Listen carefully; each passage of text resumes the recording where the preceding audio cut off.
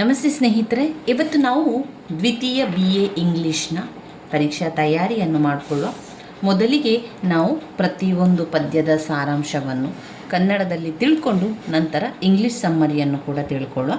ಅದಾದ ಮೇಲೆ ಕೊನೆಯದಾಗಿ ಜೊತೆಯಾಗಿ ಅದೆಲ್ಲವನ್ನು ಕೂಡ ಒಂದೇ ವಿಡಿಯೋದಲ್ಲಿ ನಾನು ನಿಮಗೆ ಹಾಕ್ತೇನೆ. ಆ ರೀತಿಯಾಗಿ ಓದ್ಕೊಂಡ್ರೆ ನಿಮಗೆ ಎಲ್ಲ ಕೂಡ ಒಂದೇ ವಿಡಿಯೋದಲ್ಲಿ ಸಿಗ್ತದೆ. ಮೊದಲಿಗೆ ನಾವು ಒಂದೊಂದು ಕವಿತೆಯನ್ನು ಮೊದಲಿಗೆ ಕಲಿತಾ ಹೋಗುವ. ಈಗಾಗಲೇ ನಾನು ನಿಮಗೆ ತಿಳಿಸಿದ್ದೆ, ನೀವು ಅದನ್ನು ಓದ್ಕೊಂಡಿದ್ದೀರಾ, ಕೆಲವರು ಬರ್ಕೊಂಡಿದ್ದೀರಾ, ಇನ್ನು ಕೆಲವರು ಟೆಕ್ಸ್ಟ್ ಬುಕ್ಕಲ್ಲೇ ಓದ್ಕೊಳ್ತೀರಿ ಅಂತ ಹೇಳಿದ್ದೀರಾ. ಟೆಕ್ಸ್ಟ್ ಬುಕ್ಕಲ್ಲೇ ಓದ್ಕೊಳ್ಳಿ. ಟೆಕ್ಸ್ಟ್ ಬುಕ್ ಇದ್ದವರು, ಇನ್ನು ಒಂದು ವೇಳೆ ನಿಮ್ಮಲ್ಲಿ ಟೆಕ್ಸ್ಟ್ ಬುಕ್ ಇಲ್ಲ ಅಂತಾದರೆ ನೀವು ಏನು ಮಾಡಬೇಕು, ಪಾಯಿಂಟ್ಸ್ ಬುಕ್ಕನ್ನು ಮಾಡಿಕೊಂಡು ಪಾಯಿಂಟ್ಸ್ ಬುಕ್ಕಲ್ಲಿ ಬರ್ಕೊಳ್ಬೇಕು. ಹಳೆಯ ಪ್ರಶ್ನೆ ಪತ್ರಿಕೆಯನ್ನು ಒಮ್ಮೆ ನೋಡಿಕೊಳ್ಳೋ. 2023ರ ಹಳೆಯ ಪ್ರಶ್ನೆ ಪತ್ರಿಕೆ ಮೊದಲಿಗೆ ಬರುವಂಥದ್ದು ಅವರು ಅನೋಟೇಟ್ ಬರಲಿಕ್ಕೆ ಕೊಡ್ತಾರೆ. ಇದು ಪ್ರಥಮ ವರ್ಷದವರಿಗೂ ಮತ್ತು ದ್ವಿತೀಯ ವರ್ಷದವರಿಗೂ ಹಾಗೇ ಇರುವಂಥದ್ದು. ಅನೋಟೇಟ್ ಬರೀರಿ ಅಂತ ಹೇಳಿದರೆ ಒಂದು ರೀತಿಯ ಟಿಪ್ಪಣಿ ಬರೆಯುವಂಥದ್ದು, ಒಂದು ರೀತಿಯ ಸಂದರ್ಭ ಸ್ವಾರಸ್ಯ ಅಂತ ಹೇಳ್ತೇವಲ್ಲ, ಅದೇ ರೀತಿಯಲ್ಲಿ ಒಂದು ಟಿಪ್ಪಣಿಯನ್ನು ಬರೆಯುವಂಥದ್ದು. ಅವರು 2 ಸಾಲುಗಳನ್ನು ಕೊಡ್ತಾರೆ. ಆ ಸಾಲುಗಳನ್ನು ನಾವು ನೋಡಿಕೊಂಡು ಇದು ಯಾವ ಪದ್ಯದಿಂದ ಬಂದಿದೆ ಅಥವಾ ಡ್ರಾಮಾದಿಂದ ಬಂದಿದೆ ಅಂತ ನಮಗೆ ಗೊತ್ತಾಗಬೇಕು. ಇಲ್ಲಿ ಡ್ರಾಮಾ ಅಂತ ಬಂದಾಗ ಒಂದೇ ಒಂದು ಡ್ರಾಮಾ ಇರುವಂಥದ್ದು, ಅದು ಜೂಲಿಯಸ್ ಸೀಸರ್ ಡ್ರಾಮಾ. ಆ ಜೂಲಿಯಸ್ ಸೀಸರ್ ಡ್ರಾಮಾವನ್ನು ನೀವು 100ಕ್ಕೆ 100% 100% ಕಲಿಯಲೇಬೇಕು. ಯಾಕಂದರೆ ಅದರಿಂದ ಪ್ರಶ್ನೆಗಳು 100ಕ್ಕೆ 100% ಕೊಡ್ತಾರೆ. ಅದರಿಂದ ಕೊಡುವಂತಹ ಪ್ರಶ್ನೆಯನ್ನು ನಾವು ಓದ್ಕೊಳ್ಳುವಂಥದ್ದು ತುಂಬಾ ಒಳ್ಳೆಯದು. ಗೊತ್ತಿಲ್ಲದ ಕೆಲವೊಂದು ಗ್ರಾಮರ್ಗಳನ್ನು ಓದ್ಕೊಳ್ಳೋದಕ್ಕಿಂತ ಅಥವಾ ಗ್ರಾಮರ್ಗಳನ್ನು ಓದ್ಕೊಂಡು ಅದರಲ್ಲಿ ಕನ್ಫ್ಯೂಸ್ ಆಗೋದಕ್ಕಿಂತ ಬಂದೇ ಬರುವಂತಹ ಪ್ರಶ್ನೆಗಳು ಅಂತ ಇರ್ತದೆ, ಅಥವಾ ಯಾವ ಪಾಠದಿಂದ ಪ್ರಶ್ನೆಗಳನ್ನು ಕೊಡ್ತಾರೆ ಅಂತ ನಮಗೆ ಗೊತ್ತಿರುವಾಗ ನಾವು ಆ ಪ್ರಶ್ನೆಯ ಸಮ್ಮರಿಯನ್ನು ಸರಿಯಾಗಿ ಕಲಿತುಕೊಂಡ್ರೆ ನಮಗೆ ಇಂಗ್ಲೀಷ್ನಲ್ಲಿ ಆರಾಮದಲ್ಲಿ ಪಾಸಾಗ್ಬೋದು, ಒಳ್ಳೆಯ ಅಂಕಗಳು ಕೂಡ ಸಿಗ್ತದೆ. ಇಂಗ್ಲೀಷ್ನಲ್ಲಿ ಪಾಸ್ ಅಂಕಗಳಿಗೆ ತಕ್ಕ ಎಷ್ಟು ಓದ್ಕೊಳ್ಬೇಕು ಅಂತ ತುಂಬ ಜನ ಕೇಳಿದರೆ, ಎಷ್ಟು ಓದ್ಕೊಳ್ಬೇಕು ಅಂತ ಹೇಳಿದರೆ, ಒಂದು ಡ್ರಾಮಾ ನೀವು 100ಕ್ಕೆ 100% ಡ್ರಾಮಾವನ್ನು ಸರಿಯಾಗಿ ಅದರ ಸಮ್ಮರಿಯನ್ನು ಕಲಿತುಕೊಳ್ಳಿ. ಡ್ರಾಮಾದಿಂದ 2-3 ಪ್ರಶ್ನೆಗಳು ಇರ್ತದೆ. ಅನೋಟೇಟ್ ಟಿಪ್ಪಣಿ ಬರೀಲಿಕ್ಕೆ ಅದರಿಂದ ಕೊಡ್ತಾರೆ. ಯಾವುದೇ ಪ್ರಶ್ನೆಯನ್ನು ಕೊಡಲಿ ಅವರು, ನಾವು ಅದಕ್ಕೆ ನಾವು ಕಲಿತಿರುವಂತಹ ಸಮ್ಮರಿಯನ್ನು ಬರಿತಾ ಹೋಗುವಂಥದ್ದು. ನಾನು ಪೊಯಿಟ್ರಿಯ ಎಲ್ಲ ಪದ್ಯದ ಸಾರಾಂಶವನ್ನು ಸರಿಯಾಗಿ ಕಲಿತುಕೊಂಡಿದ್ದೇನೆ. ಹಾಗೆ ಡ್ರಾಮಾ ಕೂಡ ಹಾಗೆ ಸರಿಯಾಗಿ ಕಲಿತಿರುವಂಥ ಸಮ್ಮರಿ. ಇನ್ನು ಪಾಠದಿಂದ 2-3 ಪಾಠಗಳನ್ನಷ್ಟೇ ನಾನು ನೋಡಿಕೊಂಡಿರುವಂಥದ್ದು. ಇನ್ನು ಗ್ರಾಮರಲ್ಲಿ ಕೆಲವು ಗ್ರಾಮರ್, ಈಗ ಒಂದು ಪ್ಯಾಸೇಜ್ ಕೊಡ್ತಾರೆ, ಅದಕ್ಕೆ ಉತ್ತರವನ್ನು ಬರೆಯುವಂಥದ್ದು. ಆ ಒಂದು ಇದನ್ನು ನಾವು ಕಲಿಬೇಕಂತ ಇಲ್ಲ, ಆದರೆ ಯಾವ ರೀತಿ ಬರ್ತದೆ ಅಂತ ನೋಡಿಕೊಂಡ್ರೆ ಸಾಕದು. ಅದಾದ ಮೇಲೆ ಅದರಲ್ಲಿ ಕೆಲವೊಂದು, ಈಗ ದ್ವಿತೀಯ BA ವಿದ್ಯಾರ್ಥಿಗಳಿಗೆ ಪ್ರಬಂಧ ಬರೀಲಿಕ್ಕೆ ಕೊಡ್ತಾರೆ, ಎಸ್ಸೆ ರೈಟಿಂಗ್. ಅದು ಕಂಪಲ್ಸರಿಯಾಗಿ ಕೊಡುವಂಥ ಒಂದು ಪ್ರಶ್ನೆ. ಅದರಲ್ಲಿ 3 ಪ್ರಶ್ನೆಯನ್ನು ಅವರು ಕೊಡ್ತಾರೆ, 3 ಟಾಪಿಕನ್ನು ಕೊಡ್ತಾರೆ. ಯಾವುದಾದ್ರೂ ಒಂದು ಟಾಪಿಕನ್ನು ನಮಗೆ ಬರೀಲಿಕ್ಕೆ ಇರ್ತದೆ. ಅದರಿಂದ ಅದನ್ನು ಒಂದು ಸರಿಯಾಗಿ ಬಾಯ್ಪಾಠ ಮಾಡಿ ಕಲಿಯುವಂಥದ್ದು. ಯಾವುದಾದ್ರೂ ಒಂದು ಜನರಲ್ ಟಾಪಿಕನ್ನು ಇಟ್ಕೊಂಡು ಬಾಯ್ಪಾಠ ಮಾಡಿ ಕಲಿತುಕೊಳ್ಳುವಂಥದ್ದು. ಈಗ ಉದಾಹರಣೆಗೆ ಎಲೆಕ್ಟ್ರಾನಿಕ್ ವೆಹಿಕಲ್ಸ್ ಅಥವಾ ಎಲೆಕ್ಟ್ರಾನಿಕ್ ಐಟಮ್ನ ಬಗ್ಗೆ ಓದ್ಕೊಳ್ಳುವಂಥದ್ದು ಒಂದು. ಮತ್ತೊಂದು ಮೀಡಿಯಾ, ಇಂಟರ್ನೆಟ್ ಎಲ್ಲ ಬರ್ತದಲ್ಲ, ಎಲ್ಲ ಮೀಡಿಯಾಗಳು, TV, ಇಂಟರ್ನೆಟ್, ಯಾವುದೆಲ್ಲ ನಮಗೆ ಬಹುಮಾಧ್ಯಮಗಳು, ಆ ಮಾಧ್ಯಮಗಳ ಬಗ್ಗೆ ತಿಳ್ಕೊಳ್ಳುವಂಥದ್ದು. ಮೀಡಿಯಾದ ಬಗ್ಗೆ ಒಂದು ಕಲಿಬೇಕು. ಯಾಕಂದರೆ ಜನರಲ್ ಆಗಿ ಕೇಳುವಂತಹ ಪ್ರಶ್ನೆಗಳಾದ್ರಿಂದ ಅವುಗಳನ್ನಷ್ಟು ಓದ್ಕೊಂಡ್ರೆ ಸಾಕು. ಇನ್ನು ಇದರಲ್ಲಿ ಅವರು ಏನು ಮಾಡ್ತಾರೆ, ಪದ್ಯದಿಂದ ಮತ್ತು ಡ್ರಾಮಾದಿಂದ ಪ್ರಶ್ನೆಗಳನ್ನು ಕೊಡುವುದರಿಂದ, ಹಾಗೆ 4 ಟಿಪ್ಪಣಿಗೆ ನಾವು ಉತ್ತರವನ್ನು ಬರೀಲಿಕ್ಕಿದೆ. ನೀವೇನು ಮಾಡಿ, 2 ಪದ್ಯದಿಂದ ಆರಿಸಿಕೊಳ್ಳಿ, 2 ನಾಟಕದಿಂದ ಆರಿಸಿಕೊಳ್ಳಿ, ಅಥವಾ ಎಲ್ಲವೂ ಕೂಡ ನೀವು ಪದ್ಯದಿಂದಲೇ ಕೂಡ ಆರಿಸಿಕೊಳ್ಬೋದು. ಯಾಕಂದರೆ ನಾವು ಎಲ್ಲ ಪದ್ಯದ ಸಾರಾಂಶವನ್ನು ಸರಿಯಾಗಿ ಕಲಿತ ನಂತರ ನಮಗೆ ಎಲ್ಲ ಪದ್ಯದ ಸಾರಾಂಶವನ್ನು ಬರಿತಾ ಹೋಗಲಿಕ್ಕೆ ಏನೂ ಕೂಡ ತೊಂದರೆ ಆಗೋದಿಲ್ಲ. ಇಲ್ಲಿ 5 ಅಂಕಕ್ಕೆ ಪ್ರಶ್ನೆಗಳು ಬರುವಂಥದ್ದು. 5 ಅಂಕಕ್ಕಾದರೆ ನಾವು 1-1.5 ಪುಟದಷ್ಟು ಉತ್ತರವನ್ನು ಬರೆಯಲಿ. ಇನ್ನು ವಿಭಾಗ B ಯಲ್ಲಿ ನಾವು ನೋಡುವುದಾದರೆ, ವಿಭಾಗ B ಯಲ್ಲಿ ಕೂಡ ಪದ್ಯ ಮತ್ತು ಡ್ರಾಮಾದಿಂದಲೇ ಪ್ರಶ್ನೆಗಳು ಬರುವಂಥದ್ದು. 100ಕ್ಕೆ 100% ಇಲ್ಲಿ ಡ್ರಾಮಾ, ಒಂದು ಡ್ರಾಮಾದ ಒಂದು ಪ್ರಶ್ನೆ, 2ರಿಂದ 3 ಪ್ರಶ್ನೆಗಳಿರ್ತದೆ, ಮತ್ತೆ 2 ಪದ್ಯದ ಭಾಗ ಇರ್ತದೆ. ನಾವು ಎಲ್ಲ ಪದ್ಯ ಸಮ್ಮರಿಯನ್ನು ಕಲಿತುಕೊಂಡ್ರೆ ಅನೋಟೇಟ್ ಮತ್ತು ಪ್ರಶ್ನೋತ್ತರಗಳನ್ನು ಬರಲಿಕ್ಕೆ ಏನೂ ಕಷ್ಟ ಆಗೋದಿಲ್ಲ. ಇದಾದ ನಂತರ ಸೆಕ್ಷನ್ B ಯಲ್ಲಿ ನೀವು ನೋಡಿ, ಇದರಲ್ಲಿ ಪಾಠದ 2 ಪಾಠದಿಂದ ಯಾವುದಾದ್ರೂ ಒಂದು ಪಾಠವನ್ನು ಬರೀಲಿಕ್ಕೆ ಕೇಳ್ತಾರೆ. ನೋಡಿ, 2 ಪಾಠ ಇದೆ, ಅದರಲ್ಲಿ ಒಂದು ಪಾಠವನ್ನು ನೀವು ಬರಿಬೇಕು. ಇಲ್ಲಿ ಅವರು ಆನ್ ಗೋಯಿಂಗ್ ಜರ್ನಿ ಅಂತ ಕೇಳಿದ್ದಾರೆ. 2ನೇದು on the knocking at the gate in the Macbeth ಅನ್ನು ಕೇಳಿದ್ದಾರೆ. ಅದಾದ ಮೇಲೆ 13ನೇ ಒಂದು ಪ್ರಶ್ನೆಯಲ್ಲಿ ಅವರು ವಾಕಿಂಗ್ ಟೂರ್ ಮತ್ತು getting up on cold morning ಅಂತ ಕೇಳಿದ್ದಾರೆ. ಇದು ಕೂಡ ಪಾಠದಿಂದ 2 ಪ್ರಶ್ನೆಗೆ ಉತ್ತರವನ್ನು ಬರೀಲಿಕ್ಕೆ ಇದೆ ನಮಗೆ, ಅದನ್ನು ಬರೆದ್ರೆ ಆಯಿತು. ಆಮೇಲೆ ಇದು ಏನು ಬರೀಲಿಕ್ಕೆ, ಪ್ರಬಂಧ ಬರೀಲಿಕ್ಕೆ ಇರುವಂಥದ್ದು, ಎಸ್ಸೆ ಯಾವುದಾದ್ರೂ ಒಂದು 3 ಕೊಟ್ಟಿದ್ದಾರೆ, ಅದರಲ್ಲಿ ಒಂದೊಂದು ಬರೀಲಿಕ್ಕೆ ಇರುವಂಥದ್ದು. ಇದು ಜನರಲ್ ಆಗಿ ನೋಡಿ, ಎಲೆಕ್ಟ್ರಾನಿಕ್ ಮೀಡಿಯಾ, ಎಲೆಕ್ಟ್ರಾನಿಕ್ ವೆಹಿಕಲ್, ಆಮೇಲೆ ಡಿಜಿಟಲ್ ಕರೆನ್ಸಿ ಅಂತ ಕೊಟ್ಟಿದ್ದಾರೆ. ನೀವು ಎಲೆಕ್ಟ್ರಾನಿಕ್ ಐಟಮ್ ಅಂತ ಓದ್ಕೊಂಡ್ರೆ ಅವರು ಮೀಡಿಯಾ ಕೊಟ್ಟರು ಬರೀಬೋದು, ಎಲೆಕ್ಟ್ರಾನಿಕ್ ವೆಹಿಕಲ್ ಕೊಟ್ಟರು ಬರೀಬೋದು, ಎಲೆಕ್ಟ್ರಾನಿಕ್ ಐಟಮ್ ಕೂಡ ಕೊಟ್ಟರು ಬರೀಬೋದು. ಅದರಿಂದ ಎಲೆಕ್ಟ್ರಾನಿಕ್ ಐಟಮ್ಸನ್ನು ಓದ್ಕೊಳ್ಳಿ, ಸರಿಯಾಗಿ ಬಾಯ್ಪಾಠ ಮಾಡ್ಕೊಳ್ಳಿ. ಅಷ್ಟೇ ಅಲ್ಲದೆ ಒಂದು ಮೀಡಿಯಾ, ಯಾವುದಾದ್ರೂ ಒಂದು ಮೀಡಿಯಾದ ಬಗ್ಗೆ ಕೂಡ ಓದ್ಕೊಳ್ಳಿ. ಅದರಲ್ಲಿ 3ರಲ್ಲಿ ಯಾವುದಾದ್ರೂ ಒಂದನ್ನು ನಮಗೆ ಬರೀಲಿಕ್ಕೆ ಇರುವಂಥದ್ದು. ಇನ್ನು ಇಲ್ಲಿ ನಾವು ನೋಡಿದರೆ ಅವರೇನು ಹೇಳ್ತಾರೆ, ಒಂದು ಸುಟಿಯೇಬಲ್ ಟೈಟಲನ್ನು ಕೊಡಬೇಕು, ಅದನ್ನು ಓದ್ಕೊಳ್ಳಿ. ಅದರಲ್ಲಿ ತುಂಬ ರಿಪೀಟಾಗಿ ಬಂದಿರುವಂಥ ವರ್ಡನ್ನು ಅದನ್ನು ಹೆಡ್ಡಿಂಗ್ ಆಗಿ ತಗೊಳ್ಳಿ. ಇಲ್ಲಿ ನಾನು ದ ಕಂಟ್ರಿ ಅಂತ ತಗೊಂಡಿರುವಂಥದ್ದು, ಅದೇ ರೀತಿ ನೀವು ಕೂಡ ತಗೊಳ್ಳಿ. ಆಮೇಲೆ ಅದರಲ್ಲಿ ಅವರು 2 ಪ್ರಶ್ನೆಯನ್ನು ಕೇಳ್ತಾರೆ, ಅದರಲ್ಲಿ ಗ್ರಾಮರ್ ಬರಲಿಕ್ಕೆ ಇರುವಂಥದ್ದು. ಮತ್ತಿಂದು ಕೂಡ ಪ್ಯಾಸೇಜ್ ಕೊಟ್ಟಿರ್ತಾರೆ, 3 ಪ್ರಶ್ನೆ, ಅದಕ್ಕೆ ಉತ್ತರವನ್ನು ಬರೀಬೇಕು. ಆಮೇಲೆ ಅಪ್ರಾಪ್ರಿಯೇಟ್ ಪ್ರಿಪೊಸಿಷನನ್ನು ಬರೀಲಿಕ್ಕೆ, ಅಂದರೆ ಎಟ್, ಈಗ ಗಂಟೆ ಎಲ್ಲ ಕೇಳಿದರೆ ನಾವು ಎಟ್ 10 o'clock ಅಂತ ಹೇಳಬೇಕು. ನೋಡಿ 10 o'clock ಅಂತ ಬಂದರೆ ಎಟ್ 10 o'clock ಅಂತ ಬರೆಯುವಂಥದ್ದು, ಈ ರೀತಿಯಾಗಿ ಸೇರಿಸುವಂಥದ್ದು. ಈಸ್, ದ, ಎಟ್ ಅದನ್ನೆಲ್ಲ ಸೇರಿಸುವಂಥದ್ದು, ಪ್ರಿಪೊಸಿಷನನ್ನು ಸೇರಿಸುವಂಥದ್ದು. ಆಮೇಲೆ ವರ್ಬ್ ಮಾಡಲಿಕ್ಕಿರುವಂಥದ್ದು. ಇದೆಲ್ಲ ಕೂಡ ನನಗೆ ಒಂದು ಸ್ವಲ್ಪ ಗ್ರಾಮರ್ ಭಾಗ ನನಗೆ ಕಷ್ಟ ಇರೋದ್ರಿಂದ ನಾನು ಅದನ್ನೆಲ್ಲ ಓದ್ಕೊಳ್ಳಿಲ್ಲ. ಕೆಲವು ಗೊತ್ತಿರುವಂಥದ್ದನ್ನು ಬರ್ಕೊಳ್ಳುವಂಥದ್ದಷ್ಟೇ. ಆಪ್ಷನ್ ಇದೆ ನಮಗೆ, ಇದು ಅಥವಾ ಇದು ಬರೀಲಿಕ್ಕಿರುವಂಥದ್ದು, ಯಾವುದಾದ್ರೂ ಒಂದನ್ನು ಆಯ್ಕೆ ಮಾಡಿಕೊಳ್ಳಿ. ಇಂಗ್ಲೀಷ್ ಈಸಿ ಇರುವವರು ಆ ಗ್ರಾಮರ್ಗಳನ್ನೆಲ್ಲ ನೋಡಿಕೊಳ್ಳಿ. ಇನ್ನು ಇಂಗ್ಲೀಷ್ ತುಂಬಾ ಕಷ್ಟ ಅಂತ ನಿಮಗೆ ಇದ್ದರೆ ಅಂಥವರು ಈ ಗ್ರಾಮರ್ಗೆ ಬಗ್ಗೆ ಹೆಚ್ಚು ಚಿಂತೆಯನ್ನು ಮಾಡಬೇಡಿ. ನೀವು ಚಿಂತೆ ಮಾಡಬೇಕಾಗಿರುವಂಥದ್ದು ಅಥವಾ ನೀವು ಓದ್ಕೊಳ್ಬೇಕಾಗಿರುವಂಥ ವಿಚಾರ ಪದ್ಯ ಮತ್ತು ಡ್ರಾಮಾ, ಪದ್ಯ, ಪೊಯಟ್ರಿ ಮತ್ತು ಡ್ರಾಮಾವನ್ನು ಸರಿಯಾಗಿ ಅದರ ಸಮ್ಮರಿಯನ್ನು ಬಾಯ್ಪಾಠ ಮಾಡಿಕೊಳ್ಳಿ. ನಾನು ಪದೇ ಹೇಳ್ತಾ ಇರುವಂಥದ್ದು, ನೀವು ಎಲ್ಲ ಪದ್ಯ ಅಂದರೆ 7 ಪದ್ಯದ ಸಾರಾಂಶವನ್ನು ಸರಿಯಾಗಿ ಕಲ್ತ್ಕೊಳ್ಳಿ. ಅದರ ಜೊತೆಗೆ ಡ್ರಾಮದ ಸಮ್ಮರಿಯನ್ನು ಸರಿಯಾಗಿ ಕಲ್ತ್ಕೊಂಡ್ರೆ ಪ್ರತಿಯೊಬ್ಬರು ಕೂಡ ಇಂಗ್ಲೀಷ್ನಲ್ಲಿ ಪಾಸ್ ಆಗ್ತೀರ. ಇನ್ನು ಪಾಠದ ಭಾಗಕ್ಕೆ ಬಂದಾಗ 2-3 ಪಾಠವನ್ನು ಕಲ್ತ್ಕೊಳ್ಳಿ. ಯಾವುದಾದ್ರೂ 2-3 ನಿಮಗೆ ಸುಲಭ ಅಂತ ಅನಿಸುವಂಥ 2-3 ಪಾಠವನ್ನು ಓದ್ಕೊಳ್ಳಿ. ಯಾಕಂದರೆ ಅದರಲ್ಲಿ ಆಪ್ಷನ್ ಇದೆ, 2ರಲ್ಲಿ ಯಾವುದಾದ್ರು ಒಂದನ್ನು ಬರೆಯಲಿಕ್ಕಿರುವಂಥದ್ದು. ಅದರಿಂದ ಆದಷ್ಟು ಮುಖ್ಯವಾಗಿರುವಂತಹ ಪಾಠವನ್ನು ಓದ್ಕೊಳ್ಬೇಕು ನಾವು. ಇದರಲ್ಲಿ ನಾವು ನೋಡೋದಾದರೆ ನೀವು ಯಾವುದನ್ನೆಲ್ಲ ಓದ್ಕೊಳ್ಬೇಕು, ಆನ್ ದ ಗೋಯಿಂಗ್ ಜರ್ನಿಯನ್ನು ಓದ್ಕೊಳ್ಬೇಕು. ಆಮೇಲೆ ಮ್ಯಾಕ್ಬೆತ್ ಓದ್ಕೊಳ್ಬೇಕು. ಆಮೇಲೆ ವಾಕಿಂಗ್ ಟೂರ್ ತುಂಬಾ ಸುಲಭ ಇದೆ, ನಾನು ನಿಮಗೆ ಹೇಳ್ಕೊಡ್ತೇನೆ. ವಾಕಿಂಗ್ ಟೂರಲ್ಲಿ ಪಾಯಿಂಟ್ಸನ್ನು ಕಲಿತುಕೊಂಡು ಆ ಪಾಯಿಂಟ್ಸನ್ನು ಬರೆಯುವಂಥದ್ದು. ಅದರಿಂದ ವಾಕಿಂಗ್ ಟೂರನ್ನು ಓದ್ಕೊಳ್ಳಿ. ವಾಕಿಂಗ್ ಟೂರ್ ಹಲವು ಸಲ ಪ್ರಶ್ನೆ ಪತ್ರಿಕೆಯಲ್ಲಿ ಬಂದಿದೆ. ಅದೇ ರೀತಿ ಜರ್ನಿ, ಆನ್ ಗೋಯಿಂಗ್ ಜರ್ನಿ ಕೂಡ ಹಲವು ಸಲ ಬಂದಿರುವಂತಹ ಪ್ರಶ್ನೆಯಾಗಿರುವಂಥದ್ದು.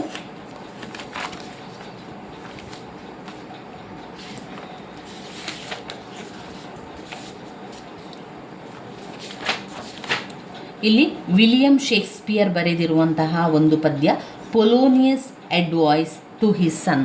ಇಲ್ಲಿ ತಂದೆ ಮಗನಿಗೆ ಅಡ್ವೈಸ್ ಮಾಡುವಂಥದ್ದು, ಅವನಿಗೆ ತಂದೆ ಹೇಳುವಂಥದ್ದು, ಬುದ್ಧಿವಾದ ಹೇಳುವಂಥದ್ದು, ಅಡ್ವೈಸನ್ನು ಮಾಡುವಂಥದ್ದು. ಯಾವ ರೀತಿ ಅಡ್ವೈಸನ್ನು ಮಾಡ್ತಾನೆ ಅನ್ನುವಂಥದ್ದನ್ನಲ್ಲಿ ನಾವು ಪಾಯಿಂಟ್ಸ್ ರೀತಿಯಲ್ಲಿ ಓದ್ಕೊಂಡ್ರೆ ನಮಗೆ ಅದು ತುಂಬಾ ಸುಲಭ ಅಂತ ಅನ್ನಿಸ್ತದೆ ಮತ್ತು ಬೇಗ ಅರ್ಥ ಆಗಲಿಕ್ಕೆ ಸಹಾಯ ಆಗ್ತದೆ. ಯಾರು ಈ Polonius advice to his son ಅಂತ. ಪೊಲೋನಿಯಸ್ ಅವನು ತನ್ನ ಮಗನಿಗೆ ಅಡ್ವೈಸನ್ನು ಮಾಡುವಂಥದ್ದು, ಟು ಹಿಸ್ ಸನ್. ಪೊಲೋನಿಯಸ್ಸಿಗೆ 2 ಮಕ್ಕಳು, ಲರೇಟಸ್ ಮತ್ತು ಒಫೇಲಿಯಾ ಎನ್ನುವಂಥ 2 ಮಕ್ಕಳು.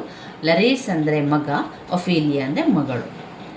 ಲರೇಟ್ಸ್ ಮಗ ಅವನು ಸಾರ್ಬೋರ್ನ್ ಯೂನಿವರ್ಸಿಟಿ ಪ್ಯಾರಿಸಲ್ಲಿ ಕಲಿತಾ ಇರ್ತಾನೆ. ಸಾರ್ಬೋರ್ನ್ ಯೂನಿವರ್ಸಿಟಿಯಲ್ಲಿ ಕಲಿತಾ ಇರುವಂತಹ ಹುಡುಗ.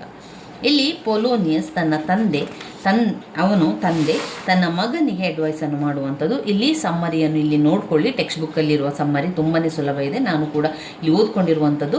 ಅದರ ಜೊತೆಗೆ ಅದರಲ್ಲಿ ಪಾಯಿಂಟ್ಸ್ ರೀತಿಯಲ್ಲಿ ನೀವು ಓದ್ಕೊಂಡು ಬರಿತೀರಿ ಅಂತಾದರೆ ನಾನು ನಿಮಗೆ ಅದನ್ನು ತೋರಿಸ್ತೇನೆ. ನಾನು ಯಾವ ರೀತಿ ಪಾಯಿಂಟ್ಸನ್ನು ಮಾಡಿಕೊಂಡು ಓದ್ಕೊಂಡಿದ್ದೇನೆ ಅಂತ. ಆ ಪಾಯಿಂಟ್ಸನ್ನು ನಿಮಗೂ ಕೂಡ ಅದು ಸುಲಭ ಅಂತ ಅನಿಸಿದರೆ ಪಾಯಿಂಟ್ಸ್ ರೀತಿಯಲ್ಲಿ ಓದ್ಕೊಂಡು ಆ ಪಾಯಿಂಟ್ಸ್ಗಳನ್ನು ಬರೆದು ಆ ಪಾಯಿಂಟ್ಸ್ಗಳನ್ನು ನಾವು ವಿವರಿಸ್ತಾ ಹೋಗಬೇಕು. ಪುಟ ಸಂಖ್ಯೆ 4ರಲ್ಲಿ ನೋಡಿ, ಪುಟ ಸಂಖ್ಯೆ 4ರಲ್ಲಿ ಪೊಲೋನಿಯಸ್ ಅಡ್ವೈಸ್ ಹಿಸ್ ಸನ್ ಅದರ ಸಮ್ಮರಿ ಇದೆ. ತುಂಬಾ ಅರ್ಥಪೂರ್ಣವಾಗಿರುವಂಥ ಒಂದು ಸಮ್ಮರಿಯನ್ನು ನಾವಿಲ್ಲಿ ಕಾಣ್ಬೋದು. ಏನು ಕತೆ ಇದು? ಪೊಲೋನಿಯಸ್ ಅಡ್ವೈಸ್ ಸನ್ನಲ್ಲಿ ವಿಚಾರ ಏನಿದೆ ಅಂತ ಹೇಳಿದರೆ, ಹ್ಯಾಮ್ಲೆಟ್ ತೀರಿದ ಮೇಲೆ ಯಾರಿಗೆ ಪಟ್ಟ ಮಾಡುವ ಬಗ್ಗೆ this poem full of worldly advice is given to son. ಶಿಪ್ನ ಸೈಡಲ್ಲಿ ಇರ್ತಾರೆ. ಈಗ ಒಂದು ಶಿಪ್ಪಲ್ಲಿ ಹೋಗ್ತಾ ಇದ್ದಾರೆ. ಯಾರು? ಪೊಲೋನಿಯಸ್ ಮತ್ತು ಅವನ ಮಗ ಲರೇಟ್ಸ್ ಶಿಪ್ಪಲ್ಲಿ ಹೋಗ್ತಾ ಇರ್ತಾರೆ. ಅಲ್ಲಿ ಅವರ ಒಂದು ಫ್ಯಾಮಿಲಿಯಲ್ಲಿ ಹ್ಯಾಮ್ಲೆಟ್ ಎನ್ನುವಂಥವು ತೀರಿ ಹೋಗಿರ್ತಾರೆ. ಅದರ ನಂತರ ಯಾರಿಗೆ ಪಟ್ಟವನ್ನು ಕಟ್ಟುವಂಥದ್ದು ಅಂತ ವಿಚಾರ ಮಾತನಾಡ್ತಾ ಇರ್ತಾರೆ. ಅವರೆಲ್ಲರೂ ಕೂಡ ಶಿಪ್ಪಲ್ಲಿ ಹೋಗ್ತಾ ಇರುವಂಥ ಸಂದರ್ಭದಲ್ಲಿ ಎಲ್ಲರೂ ಕೂಡ ಜೊತೆಯಾಗಿ ಮಾತನಾಡ್ತಾ ಇರ್ತಾರೆ. ಇಂತಹ ಸಂದರ್ಭದಲ್ಲಿ ಒಂದು ಕಡೆಯಲ್ಲಿ ಶಿಪ್ಪಿನ ಸೈಡ್ನಲ್ಲಿರುವಂತಹ ತಂದೆ ಮತ್ತು ಮಗ ಪೊಲೋನಿಯಸ್ ಮತ್ತು ಲರೇಟ್ಸ್ ಅಲ್ಲಿ ಜೊತೆಗೆ ಇರ್ತಾರೆ. ಇಲ್ಲಿ ಪೊಲೋನಿಯಸ್ ಲರೇಟ್ಸನ್ನು ನೋಡ್ಕೊಡ್ತಾ ಇರ್ತಾನೆ. ಲರೇಟ್ಸ್ ಎಲ್ಲರ ಜೊತೆ ಮಾತನಾಡ್ತಾ ಇರ್ತಾನೆ. ನಂತರ ಪೊಲೋನಿಯಸ್ ಕರೀತಾನೆ ಲರೇಟ್ ಹತ್ರ, ಕರೆದು ಹೇಳ್ತಾನೆ ಮಗನ ಹತ್ರ, ನೋಡು ಲರೇಟ್ಸ್, ನೋಡು ಮಗನೇ, ಯಾರ ಜೊತೆಗೂ ನೀನು ಮಾತನಾಡಬೇಕಾದ್ರೆ ಸಡನ್ನಾಗಿ ತಕ್ಷಣವೇ ಹೋಗಿ ಏನನ್ನೂ ಹೇಳಬೇಡ. ಅಂದರೆ ಅವರ ತಕ್ಷಣವಾಗಿ ಎದ್ದು ಹೋಗಿ ಅವರ ಹತ್ರ ಹೇಳುವಂಥದ್ದು, ಆ ರೀತಿ ಮಾಡಬೇಡ. ಸಡನ್ನಾಗಿ ಏನೂ ಕೂಡ ಯಾರ ಜೊತೆಯಲ್ಲೂ ಕೂಡ ಹೋಗಿ ಹೇಳಬೇಡ. ನೀನು ಮಾತನಾಡಬೇಕಾದ್ರೆ ಯೋಚನೆಯನ್ನು ಮಾಡಿ ಮಾತನಾಡಬೇಕು. ನಾವೀಗ ಮಾತನಾಡ್ತಾ ಇದ್ದೇವೆ ಅಂತಾದರೆ ನಾವು ಸ್ವಲ್ಪ ಯೋಚಿಸಿ ಮಾತನಾಡಬೇಕು. ಒಬ್ಬರ ನಂಬಿಕೆಯನ್ನು ಗಳಿಸಬೇಕು. ನಿನ್ನಲ್ಲಿ ಅವರಿಗೆ ನಂಬಿಕೆ ಇರಬೇಕು. ನೀನು ಅವರಲ್ಲಿ ಹೇಳ್ತಾ ಇದೆಯಾ ವಿಚಾರವನ್ನು, ಅಥವಾ ಅವರು ನಿನ್ನಲ್ಲಿ ವಿಚಾರಗಳನ್ನು ಹೇಳ್ತಾ ಇದ್ದಾರೆ ಅಂತಾದರೆ ಅವರಿಗೆ ನಿನ್ನ ಮೇಲೆ ನಂಬಿಕೆ ಇರಬೇಕು. ಹಾಗೆ ನೀನು ಹೇಳುವಂಥ ವ್ಯಕ್ತಿಯ ಮೇಲೆ ನಿನಗೆ ನಂಬಿಕೆ ಇರಬೇಕು. ನಂಬಿಕೆ ಇದ್ದರೆ ಮಾತ್ರ ಮಾತನಾಡಬೇಕು. ಆ ನಂಬಿಕೆಯನ್ನು ಗಳಿಸುವಂತಹ ಪ್ರಯತ್ನ ನೀನು ಮಾಡಬೇಕು. ಒಳ್ಳೆಯ ಗೆಳೆತನವನ್ನು ಮಾಡಬೇಕು. ಮುಖ್ಯವಾಗಿ ನಾವು ಒಳ್ಳೆಯ ಗೆಳೆತನವನ್ನು ಮಾಡಬೇಕು. ನಮ್ಮ ಸುತ್ತಮುತ್ತಲಿನ ಗೆಳೆಯರು ತುಂಬ ಚೆನ್ನಾಗಿ ಒಳ್ಳೆಯ ಗುಣಗಳಿಂದ ಕೂಡಿದರೆ ನಾವು ಕೂಡ ಅಷ್ಟೇ ಒಳ್ಳೆಯವರಾಗಿರ್ತೇವೆ. ಯಾವಾಗ ನಮ್ಮ ಸುತ್ತಮುತ್ತಲಿನವರು ಅಥವಾ ನಮ್ಮ ಗೆಳೆಯರು ಕೆಟ್ಟವರಾಗಿರ್ತಾರೋ, ಮೋಸ, ವಂಚನೆ, ದರೋಡೆ ಆ ರೀತಿಯ ಗುಣ ಸ್ವಭಾವವನ್ನು ಹೊಂದಿರ್ತಾರೋ ಅಂತಹ ಸ್ವಭಾವ ಕೂಡ ನಮಗೆ ಬರ್ತದೆ. ಅದರಿಂದ ನಾವು ಗೆಳೆತನವನ್ನು ಮಾಡಬೇಕಾದ್ರೆ ಯೋಚನೆಯನ್ನು ಮಾಡಿ ಗೆಳೆತನವನ್ನು ಮಾಡಬೇಕು.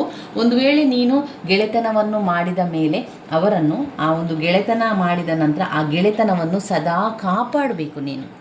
ಒಬ್ಬನನ್ನು ನೀನು ಗೆಳೆಯ ಅಂತ ಸ್ವೀಕರಿಸಿದೀಯಾ, ಗೆಳೆಯ ಅಂತ ಸ್ವೀಕರಿಸಿದ ಮೇಲೆ ಆ ಗೆಳೆತನವನ್ನು ನೀನು ಸದಾ ಕಾಪಾಡಬೇಕು.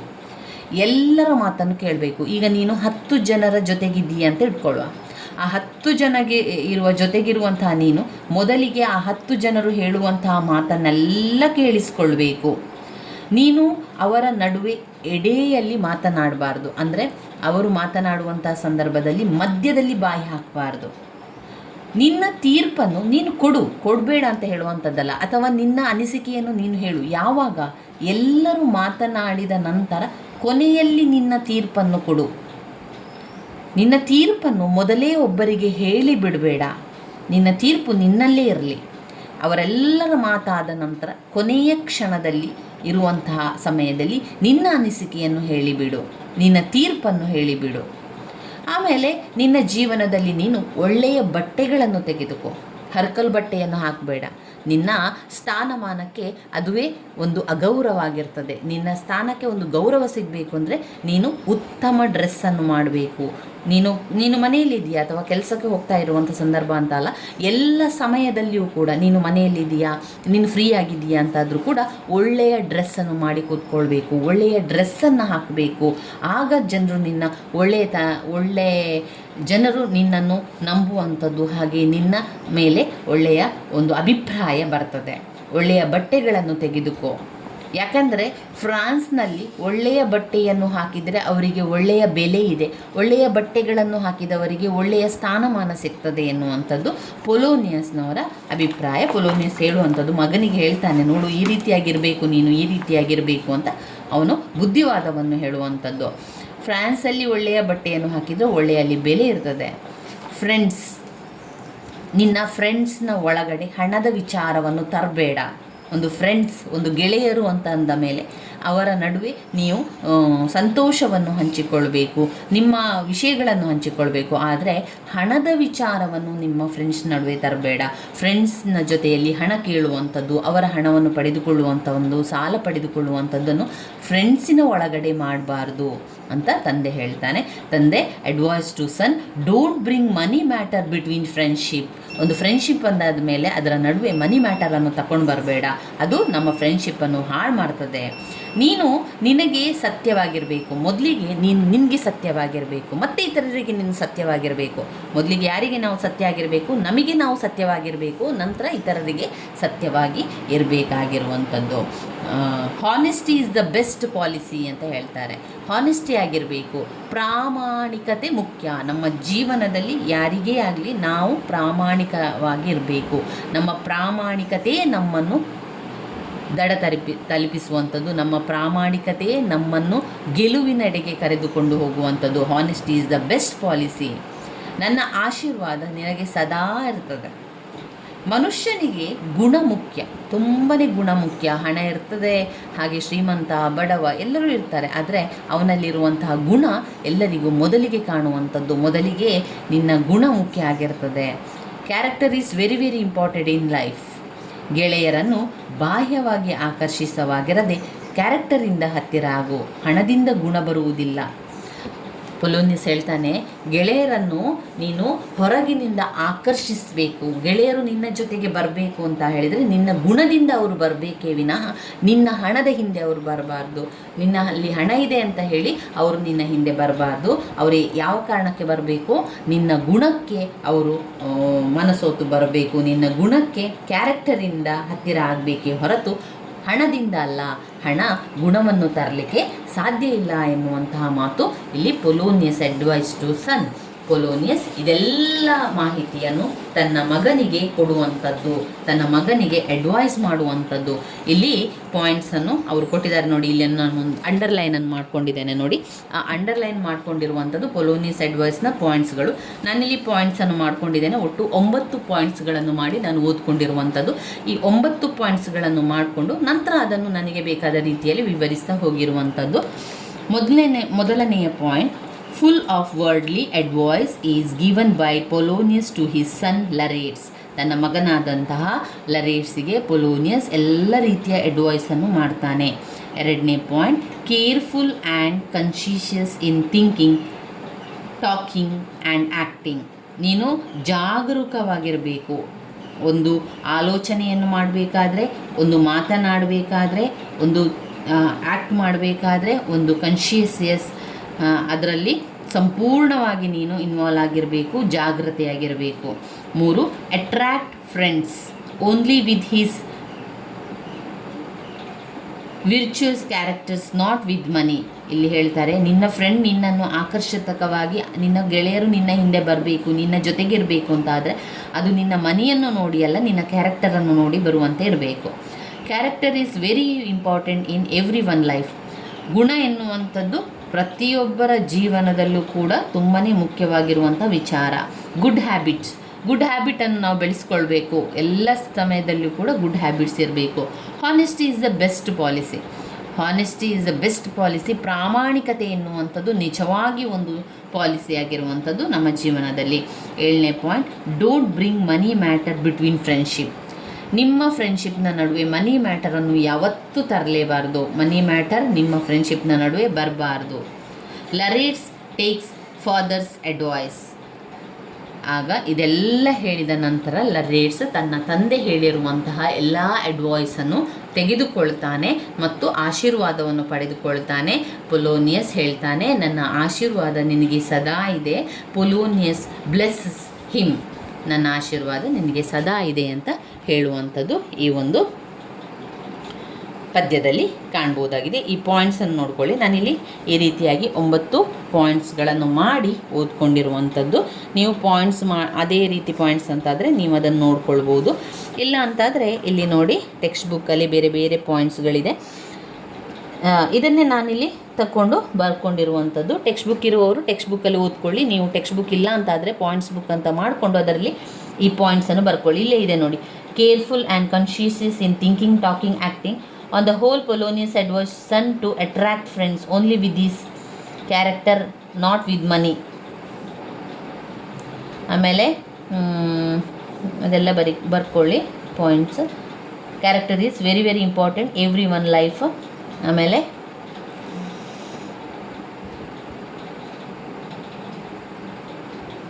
Don't bring money matters between friendship. Policy one must maintain throughout his life, such as man will win the heart of the everyone. Finally, Polonius bids farewell to his son and blesses him. Lares takes leave along with his father's advice. ಅನಂತರ ಲರೇಟ್ಸ್ ಏನು ಮಾಡ್ತಾನೆ, ತನ್ನ ತಂದೆಯ ಒಂದು ಅಡ್ವೈಸನ್ನು ಎಲ್ಲ ತಗೊಂಡು ಅವನು ತಂದೆಯ ಆಶೀರ್ವಾದವನ್ನು ಪಡೆದುಕೊಂಡು ತಂದೆಯ ಹೇಳಿದ ಮಾತನ್ನೆಲ್ಲ ಅರ್ಥ ಮಾಡ್ಕೊಳ್ತಾನೆ. ತಂದೆ ಹೇಳಿದ ರೀತಿಯಲ್ಲಿ ಅವನು ಕೇಳ್ತಾನೆ. ಇದು ಒಂದು ಅದ್ಭುತವಾದ ಪದ್ಯ ಆಗಿದೆ. Polonius advice to his son. ಯಾರು ಬರೆದಿದ್ದಾರೆ? ವಿಲಿಯಂ ಶೇಕ್ಸ್ಪಿಯರ್ ಅವರು ಬರೆದಿರುವಂತಹ ಪದ್ಯ. ಮುಂದಿನ ಪದ್ಯ ಟು ಸೆಲಿಯಾ. ಬೆನ್ ಜಾನ್ಸನ್ ಅವರ ಸೆಲಿಯಾ ಪದ್ಯವನ್ನು ನೋಡಿಕೊಳ್ಳುವ. ನಮಸ್ತೆ ಸ್ನೇಹಿತರೆ, ಇವತ್ತು ನಾವು ದ್ವಿತೀಯ BA ಇಂಗ್ಲೀಷ್ನಲ್ಲಿ ಪದ್ಯದ ಭಾಗದ ತಯಾರಿಯನ್ನು ಮಾಡಿಕೊಳ್ಳುವ, ಅಭ್ಯಾಸವನ್ನು ಮಾಡಿಕೊಳ್ಳುವ, ಪರೀಕ್ಷೆಯ ಅಂತಿಮ ತಯಾರಿಯಾಗಿ ಪ್ರತಿಯೊಂದು ಪದ್ಯದ ಸಾರಾಂಶವನ್ನು ಕನ್ನಡದಲ್ಲಿ ತಿಳ್ಕೊಂಡು ಇಂಗ್ಲೀಷ್ನಲ್ಲಿ ಕೂಡ ಇರುವಂಥ ಸಮ್ಮರಿಯನ್ನು ತಿಳ್ಕೊಳ್ಳುವ. ಈಗಾಗಲೇ ನಾವು ವಿಲಿಯಂ ಶೇಕ್ಸ್ಪಿಯರ್ ಅವರ Polonius advice to his son ತಿಳ್ಕೊಂಡಿದ್ದೇವೆ. ಇವತ್ತು ಬೆನ್ ಜಾನ್ಸನ್ ಅವರ ಟು ಸೆಲಿಯಾ ಇದರ ಒಂದು ಸಾರಾಂಶವನ್ನು ತಿಳ್ಕೊಳ್ಳುವ. ಬೆನ್ ಜಾನ್ಸನ್ ಬರೆದಿರುವಂತಹ ಒಂದು ಕವಿತೆ ಟು ಸೆಲಿಯಾ. ಯಾರಿಗೆ? ಟು ಸೆಲಿಯನಿಗೆ ಬರೆದಿರುವಂತಹ ಒಂದು ಪದ್ಯ ಆಗಿದೆ ಅದು.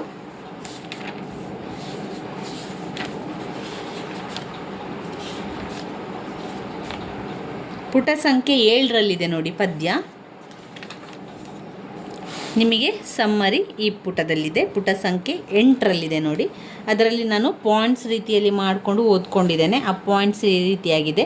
ಮೊದಲನೆಯ ಪಾಯಿಂಟ್ಸಲ್ಲಿ ಇದು, ನಂತರ 2, 3, 4, 5, 6 ಪಾಯಿಂಟ್ಸ್ಗಳನ್ನು ಮಾಡಿಕೊಂಡು ಆ 6 ಪಾಯಿಂಟ್ಸ್ಗಳನ್ನು ಬರೆದು ನಂತರ ಆ 6 ಪಾಯಿಂಟ್ಸನ್ನು ಒಂದೊಂದನ್ನೇ ವಿವರಿಸ್ತಾ ಹೋಗುವಂಥದ್ದು. ಇಲ್ಲಿ ನಿಮಗೆ ನಾನು ಟು ಸೆಲಿಯಾ ಅದರ ಒಂದು ಬೆನ್ ಜಾನ್ಸನ್ ಅವರ ಒಂದು ಪದ್ಯದ ಸಾರಾಂಶವನ್ನು ನಾನು ನಿಮಗೆ ಕನ್ನಡದಲ್ಲಿ ತಿಳಿಸ್ತಾ ಹೋಗ್ತೇನೆ. ಇಲ್ಲಿ ಲೇಖಕರು ಅವರ ಪ್ರಿಯತಮೆಗೆ ಬರೆದಿರುವಂತಹ, ಅದು ಟು ಸೆಲಿಯನಿಗೋಸ್ಕರ ಬರೆದಿರುವಂತಹ ಒಂದು ಪದ್ಯ ಅಂತ ಹೇಳ್ಬೋದು. ಪ್ರಿಯತಮೆಯ ವರ್ಣನೆಯನ್ನು ಈ ಒಂದು ಪದ್ಯದಲ್ಲಿ ಮಾಡ್ತಾರೆ. ಪ್ರಿಯತಮೆಯನ್ನು ಹೇಳುವಂಥದ್ದು, ನೋಡು ನೀನು ಈ ಒಂದು ಕಪ್ಪಿಗೆ, ಅಂದರೆ ಅವರಿಬ್ಬರು ಜೊತೆಯಾಗಿ ಕೂತ್ಕೊಂಡು ಕಾಫಿಯನ್ನು ಕುಡಿತಾ ಇದ್ದಾರೆ ಅಂತ ಅಂದ್ಕೊಳ್ಳೋ. ಆ ಒಂದು ಕಪ್ಪಿಗೆ ನೀನು ಮುತ್ತನ್ನು ನೀಡು. ನಾನು ಬೇರೆ ವೈನ್ ನನಗೆ ಬೇಡ, ಈ ಕಪ್ಪಿಗೆ ನೀನು ಮುತ್ತು ಕೊಟ್ಟರೆ ಸಾಕು, ನನಗೆ ಆ ಕಪ್ಪೇ ಸಾಕು, ಅದರ ಬದಲು ನನಗೆ ಯಾವುದೇ ರೀತಿಯ ವೈನ್ ಬೇಡ ಎನ್ನುವಂಥದ್ದನ್ನು ಲೇಖಕರು ಇಲ್ಲಿ ಹೇಳ್ತಾ ಇದ್ದಾರೆ. ಪ್ರೀತಿಯ ದಣಿಯು ಆತ್ಮದಿಂದ ಹುಟ್ಟಿದೆ, ಅದು ಅಮೃತ ಕುಡಿಯಲು ಬಯಸಿದೆ. ಮಾಮೂಲಿ ವೈನ್ ಬೇಡ ನನಗೆ, ಅದು ಅಮೃತ ಬೇಕು ಅಂತ ಕೇಳ್ತಾ ಇದೆ ಅಂತ ಇಲ್ಲಿ ಒಂದು ರೀತಿಯ ತಮಾಷೆ ರೀತಿಯಲ್ಲಿ ವ್ಯಂಗ್ಯವಾಗಿ ಪ್ರೀತಿಯನ್ನು ಅವರಿಲ್ಲಿ ವ್ಯಕ್ತಪಡಿಸುವಂಥದ್ದು. ನೀನು ಈ ಕಪ್ಪಿಗೆ ಒಂದು ಮುತ್ತನ್ನು ಕೊಟ್ಟರೆ ಆ ಕಪ್ಪೇ ನನಗೆ ಸಾಕು, ಬೇರೆ ಯಾವ ವೈನನ್ನು ನಾನು ಬಯಸುವುದಿಲ್ಲ, ಯಾಕಂದರೆ ಅದು ನನಗೆ ತುಂಬಾ ಶ್ರೇಷ್ಠ ಆಗಿರ್ತದೆ. ಇನ್ನು ಪ್ರೀತಿಯ ದಣಿಯು ಆತ್ಮದಿಂದ ಹುಟ್ಟುವಂಥದ್ದು. ಒಂದು ಪ್ರೀತಿ ಎನ್ನುವಂಥದ್ದು ಆತ್ಮದಲ್ಲಿ ಹುಟ್ಟಿರ್ತದೆ. ಅದು ಯಾವುದನ್ನು ಬಯಸ್ತಾ ಇದೆ? ವೈನನ್ನು ಬಯಸ್ತಾ ಇಲ್ಲ, ಅಮೃತ ಕುಡಿಯಲು ಬಯಸ್ತಾ ಇದ್ರೆ. ಮಾಮೂಲಿ ವೈನ್ ಅವರಿಗೆ ಅದಕ್ಕೆ ಬೇಕಿಲ್ಲ. ನೀನು ಅಮೃತ ಕೊಟ್ಟರೆ, ಸೆಲಿಯನಿಗೆ ಹೇಳುವಂಥದ್ದು ಲೇಖಕರು, ನೀನು ಅಮೃತ ಕೊಟ್ಟರೆ ನಾನು ಬೇರೆ ಏನು ಬಯಸುವುದಿಲ್ಲ, ನಾನು ಗುಲಾಬಿಯ ಗುಚ್ಛವನ್ನು ನಾನು ನಿನಗೆ ಕೊಡ್ತೇನೆ. ಪ್ರೀತಿಯ ಸಂಕೇತವಾಗಿ ಕೆಂಪು ಗುಲಾಬಿಯ ಗುಚ್ಛವನ್ನು ನಾನು ನಿನಗೆ ಕೊಡ್ತೇನೆ. ನೀನು ಅದನ್ನು ಇಟ್ಕೊಳ್ಬಾರ್ದು, ನಿನ್ನಲ್ಲಿ ಇಟ್ಕೊಳ್ಬಾರ್ದು, ನನಗೆ ವಾಪಸ್ ಕೊಡಬೇಕು. ನೀನು ಅದನ್ನು ಯಾವಾಗ ಕೊಡಬೇಕು? ನಾನು ಕೊಟ್ಟಂತಹ ಹೂವಿನ ಗುಚ್ಛವನ್ನು ನೀನು ಪಡೆದುಕೊಂಡು ಆ ಹೂವಿನ ಗುಚ್ಛಕ್ಕೆ ಒಂದು ಮುತ್ತನ್ನು ಕೊಡಬೇಕು, ಒಂದು ಕಿಸ್ಸನ್ನು ನೀನು ಕೊಡಬೇಕು. ಹೂವಿನ ಗುಚ್ಛಕ್ಕೆ ಮುತ್ತನ್ನು ಕೊಟ್ಟು ಆ ಹೂವಿನ ಗುಚ್ಛವನ್ನು ನನಗೆ ವಾಪಸ್ ರಿಟರ್ನ್ ಕೊಡಬೇಕು. ಪುನಃ ಪದೇ ನನಗೆ ವಾಪಸ್ ಅದನ್ನು ಮತ್ತೊಮ್ಮೆ ನನಗೆ ಅದನ್ನು ಕೊಡಬೇಕು. ನೀನು ಯಾಕೆ ಹಾಗೆ ಕೊಡಬೇಕು ಅಂತ ಹೇಳಿದರೆ, ಆಗ ಅದರ ಸುಗಂಧ ಇನ್ನಷ್ಟು ಹೆಚ್ಚುತ್ತದೆ. ಯಾಕಂದರೆ ನೀನು ಅದಕ್ಕೆ ಮುತ್ತನ್ನು ಕೊಟ್ಟಿದ್ದೀಯಾ. ಮುತ್ತನ್ನು ಕೊಟ್ಟ ಕಾರಣ ಆ ಒಂದು ಹೂವಿನ ಗುಚ್ಛ ಎಲ್ಲ ಕಡೆ ಪರಿಮಳವನ್ನು ಸೂಸ್ತಾ ಇದೆ, ತುಂಬಾ ಸುಗಂಧ ಭರಿತವಾಗಿದೆ. ನೀನು ಅದನ್ನು ನನಗೆ ಪುನಃ ನನಗೆ ಕೊಡಬೇಕು. ಅದು ನನಗಾಗಿ ಇರುವಂಥದ್ದು. ಅವಳ ಮುತ್ತಿನಿಂದ ಅದು ಹೂ ಕೂಡ ಬಾಡುವುದಿಲ್ಲ. ಯಾವಾಗ ಆ ಹೂವಿಗೆ ಮುತ್ತನ್ನು ಕೊಟ್ಟು ನನಗೆ ವಾಪಸ್ ಅವಳು ಕೊಡ್ತಾ ಇದ್ದಳು, ಅಂಥ ಸಂದರ್ಭದಲ್ಲಿ ಅದರ ಸುಗಂಧ ಎಲ್ಲ ಕಡೆಗೆ ಪಸರಿಸಿದೆ, ಅಷ್ಟೊಂದು ಸುಗಂಧ ಭರಿತವಾಗಿತ್ತು. ಅದೇ ರೀತಿ ಆ ಹೂ ಯಾವತ್ತೂ ಕೂಡ ಬಾಡುವುದಿಲ್ಲ ಅಂತ ಈ ಲೇಖಕರು ಹೇಳ್ತಾ ಇದ್ದಾರೆ. ಈ ರೀತಿ ಹೇಳುವಂಥದ್ದನ್ನು ಸೆಲಿಯನನ್ನು ಹೊಗಳ್ತಾ ಇದ್ದಾರೆ ಇಲ್ಲಿ ಲೇಖಕರು ಇಲ್ಲಿ ಒಂದು ಸೀಕ್ರೆಟ್ ಲವ್ ಅನ್ನು ಮಾಡ್ತಾ ಇದ್ದಾರೆ. ಸೆಲಿಯನಿಗೆ ಪತ್ರವನ್ನು ಬರೆಯುವಂಥದ್ದು, ಸೆಲಿಯನ್ ಅಂತ ಹೇಳುವಂಥದ್ದು ಸೀಕ್ರೆಟ್ ಲವ್ ಆಗ್ತಾ ಇದೆ. ಸೆಲಿಯನ ಬಗ್ಗೆ ಗುಣಗಾನವನ್ನು ಮಾಡ್ತಾ ಇದ್ದಾರೆ. ಎಷ್ಟೊಂದು ಅವಳು ಈ ಒಂದು ಕಪ್ಪಿಗೆ ಮುತ್ತನ್ನು ಕೊಟ್ಟರೆ ಅವನು ವೈನೇ ಬಯಸೋದಿಲ್ಲ, ಹಾಗೆ ಹೂವಿನ ಗುಚ್ಛಕ್ಕೆ ಮುತ್ತನ್ನು ಕೊಟ್ಟರೆ ಅದು ಬಾಡುವುದೇ ಇಲ್ಲ. ಹೂವಿನ ಗುಚ್ಛಕ್ಕೆ ಮುತ್ತನ್ನು ಕೊಟ್ಟಂಥ ಸಂದರ್ಭದಲ್ಲಿ ಅದರ ಸುಗಂಧ ಎಲ್ಲ ಕಡೆ ಪಸರಿಸ್ತದೆ. ಆಮೇಲೆ ಅಮೃತವನ್ನು ಬಯಸುವಂಥದ್ದು, ಅವಳು ಅಮೃತವನ್ನು ಕೊಟ್ಟರೆ ಬೇರೆ ಯಾವುದನ್ನು ಕೂಡ ಅವನು ಬಯಸುವುದಿಲ್ಲ. ಈ ರೀತಿಯಾಗಿ ಅವಳನ್ನು ಹೊಗಳುವಂಥದ್ದು. ಇಲ್ಲಿ ಪಾಯಿಂಟ್ಸ್ ರೀತಿಯಲ್ಲಿ ನಾವು ನೋಡುವುದಾದರೆ ಒಟ್ಟು 6 ಪಾಯಿಂಟ್ಸ್ಗಳಿದೆ. ಒಂದು, kiss in the cup and will not look for wine. Point number 2, he want to taste a divine drink, not ordinary wine. He want to taste divine drink and not ordinary drink. 2ನೇ point. 3ನೇ ಪಾಯಿಂಟಲ್ಲಿ he gave roses and she returned them. ಆಮೇಲೆ 4, she want to give kiss to roses so that he spread the fragrance of the Celia's kiss. ಸೆಲಿಯ ನೀಡಿರುವಂತಹ ಕಿಸ್ಸಿಂದಾಗಿ ಅದರ fragrance, ಅದರ ಪರಿಮಳ, ಸುಗಂಧ ಎಲ್ಲ ಕಡೆಗೆ ಕೂಡ ಹಬ್ಬಿರುವಂಥದ್ದನ್ನು ನೀವು ಕಾಣ್ಬೋದಾಗಿದೆ. These roses will spread the fragrance of Celia's kisses. ಆಮೇಲೆ 6ನೇ ಪಾಯಿಂಟ್, ಡಸ್ ನಾಟ್ ವಿದರ್ ಅಂದರೆ ಬಾಡುವುದಿಲ್ಲ. ಯಾವಾಗ ಆ ಸೆಲಿಯ ಆ ಹೂವಿಗೆ ಮುತ್ತನ್ನು ಕೊಡ್ತಾಳೋ ಅಂತಹ ಸಂದರ್ಭದಲ್ಲಿ ಸುಗಂಧ ಎಲ್ಲ ಕಡೆ ಹರಡ್ತದೆ, ಅದರ ಜೊತೆಗೆ ಅದು ಬಾಡಿ ಕೂಡ ಹೋಗುವುದಿಲ್ಲ. ಡಸ್ ನಾಟ್ ವಿದರ್ ಅಂದರೆ ಬಾಡುವುದಿಲ್ಲ ಎನ್ನುವಂಥ ಅರ್ಥವನ್ನು ಕೊಡುವಂಥದ್ದು. ಇವು ನಾವು ಸೆಲಿಯ ಪದ್ಯದಲ್ಲಿ ಬರುವಂತಹ ವಿಚಾರ ಆಗಿದೆ. ಇದರ ಒಂದು ಸಾರಾಂಶ ಇಂಗ್ಲೀಷ್ನಲ್ಲಿ ಇಲ್ಲಿದೆ ನೋಡಿ. ಈ ಸಾರಾಂಶ 6 ಪಾಯಿಂಟ್ಸನ್ನು ನೀವು ತಗೊಳ್ಳಿ. 6 ಪಾಯಿಂಟ್ಸ್ಗಳನ್ನು ಬರೆದು ಕಲಿಯಿರಿ, ಅದರ ಪಾಯಿಂಟ್ಸನ್ನು ಕಲಿಯಿರಿ. ಪದ್ಯ ನೋಡಿ ಇಲ್ಲಿದೆ. ಬೆನ್ ಜಾನ್ಸನ್ ಅವರು ಬರೆದಿರುವಂತಹ ಸೆಲಿಯ ಎನ್ನುವಂತಹ ಪದ್ಯ. ಇನ್ನು ಮುಂದಿನ ಒಂದು ಪದ್ಯ ಬೆಲಿಂಡಾಸ್ ಡ್ರೆಸ್ಸಿಂಗ್ ಟೇಬಲ್. ಅಲೆಕ್ಸಾಂಡರ್ ಪೋಪ್ ಅವರು ಬರೆದಿರುವಂತಹ ಬೆಲಿಂಡಾಸ್ ಡ್ರೆಸ್ಸಿಂಗ್ ಟೇಬಲ್. ಟು ಸೆಲಿಯಾ ಪುಟ ಸಂಖ್ಯೆ 7ರಲ್ಲಿದೆ. ನಿಮ್ಮ ಟೆಕ್ಸ್ಟ್ ಬುಕ್ಕಲ್ಲಿ ನೀವು ನೋಡಿದರೆ ಪುಟ ಸಂಖ್ಯೆ 7ರಲ್ಲಿ ಟು ಸೆಲಿಯಾ ಪದ್ಯವನ್ನು ನಾವಿಲ್ಲಿ ಕಾಣ್ಬೋದು. ಅವರು ಲೇಖಕರು ತಮ್ಮ ಪ್ರಿಯತಮೆಗೆ ಬರೆಯುವಂಥದ್ದು, ಆದರೆ ಹಾಸ್ಯಭರಿತವಾಗಿ ಅಂತಲೇ ಹೇಳ್ಬೋದು. ಒಂದು ಕಾಮಿಡಿ ಹ್ಯೂಮರನ್ನು ಹೊಂದಿರುವಂತಹ ಒಂದು ಪದ್ಯ ಆಗಿದೆ. ಈ ಪಾಯಿಂಟ್ಸನ್ನು ಇಟ್ಕೊಂಡೆ ಓದ್ಕೊಳ್ಳಿ. ನೀವು ನೇರವಾಗಿ ಒಂದು ಸಮ್ಮರಿಯನ್ನು ನೋಡ್ಕೊಳ್ತೀರಿ ಅಂತಾದರೆ ನಾನು ನಿಮಗೆ ಆ ಸಮ್ಮರಿಯನ್ನು ತೋರಿಸ್ತೇನೆ ನೋಡಿ. ಈ ರೀತಿಯಾಗಿ ನಾನು ಸಮ್ಮರಿಯಲ್ಲಿ ಬರ್ಕೊಂಡಿದ್ದೇನೆ. ಒಂದು ಸ್ವಲ್ಪ ಸಮ್ಮರಿಯನ್ನು ಈ ರೀತಿಯಾಗಿ ಬರ್ಕೊಂಡಿರುವಂಥದ್ದು. To Celia is a poem about love. ಇಲ್ಲಿ ಸೆಲಿಯಾ ಎನ್ನುವಂತಹ ಪೋಯಮ್ ಟು ಸೆಲಿಯನಿಗೋಸ್ಕರ ಬರೆದಿರುವಂಥದ್ದು. ಟು ಸೆಲಿಯಾ ಯಾರು? ಬೆನ್ ಜಾನ್ಸನ್ ಇಲ್ಲಿ ಲೇಖಕರು ಪ್ರೀತಿಗೆ ಬಿದ್ದಿದ್ದಾರೆ. ಈ ಒಂದು ಸೆಲಿಯಾ ಪೋಯಮ್ ಅಬೌಟ್ ಯಾವುದರ ಬಗ್ಗೆ ಹೇಳ್ತಾ ಇದೆ? ಈ ಪದ್ಯ ಲವ್ವಿನ ಬಗ್ಗೆ ಇಲ್ಲಿ ಹೇಳ್ತಾ ಇದೆ. The speaker is in love. Speaker ಅಂದರೆ ಯಾರು? ಇಲ್ಲಿ ಸ್ಪೀಕರ್ ಅಂದರೆ ಕವಿಯನ್ನೇ ಇಲ್ಲಿ ನಾವು ಸ್ಪೀಕರ್ ಅಂತ ಹೇಳುವಂಥದ್ದು. ಸ್ಪೀಕರ್ ಪ್ರೀತಿಗೆ ಬಿದ್ದಿರುವಂಥದ್ದು. Speaker is in love with a women. ಒಂದು ಮಹಿಳೆಯ ಜೊತೆಗೆ ಪ್ರೀತಿಗೆ ಬಿದ್ದಿದ್ದಾನೆ. And he believes that she returns those feelings and he begs her to give him a sign. ಆಮೇಲೆ ಅವನು ಫೀಲ್ ಮಾಡ್ತಾ ಇದ್ದಾನೆ, ಯಾಕಂದರೆ ಆ ಒಂದು ಪ್ರೀತಿಯನ್ನು ಅವಳು ಕೂಡ ಕೊಡ್ಬೋದು ಎನ್ನುವಂಥದ್ದು. ಅವನು ಬಿಲೀವ್ ಮಾಡ್ತಾನೆ. ಹಿ believes that she returns those feelings. ಇಲ್ಲಿ ಸ್ಪೀಕರ್ ಆದಂಥವನು ಅಂದರೆ ಲೇಖಕರು ಎಕ್ಸ್ಪೆಕ್ಟ್ ಮಾಡ್ತಾ ಇದ್ದಾರೆ, ಅವರು ನಂಬಿದ್ದಾರೆ, ಬಿಲೀವ್ ಮಾಡಿದ್ದಾರೆ. ಯಾಕಂದರೆ ಶಿ ರಿಟರ್ನ್ಸ್ ದೋಸ್ ಫೀಲಿಂಗ್ಸ್, ಅವರ ಒಂದು ಫೀಲಿಂಗ್ಸನ್ನು ಅವಳು ಕೂಡ ಕೊಡ್ತಾಳೆ, ಆ ಒಂದು ಫೀಲಿಂಗನ್ನು, ಆ ಒಂದು ಪ್ರೀತಿಯ ಬಗ್ಗೆ ಅವಳು ಕೂಡ ಹೇಳ್ತಾಳೆ ಎನ್ನುವಂಥ ನಂಬಿಕೆ ಅವರಲ್ಲಿತ್ತು. He begs her to give him a sign. ಅವರು ಬೆಗ್ ಮಾಡುವಂಥದ್ದು, ಬೇಡಿಕೊಳ್ಳುವಂಥದ್ದು, ನನಗೆ ನಿನ್ನ ಒಂದು ಸಹಿ ಬೇಕು ಎನ್ನುವಂಥ ಬೇಡಿಕೊಳ್ಳುವಂಥದ್ದು. He send the women in the poem Celia flowers but she returns them.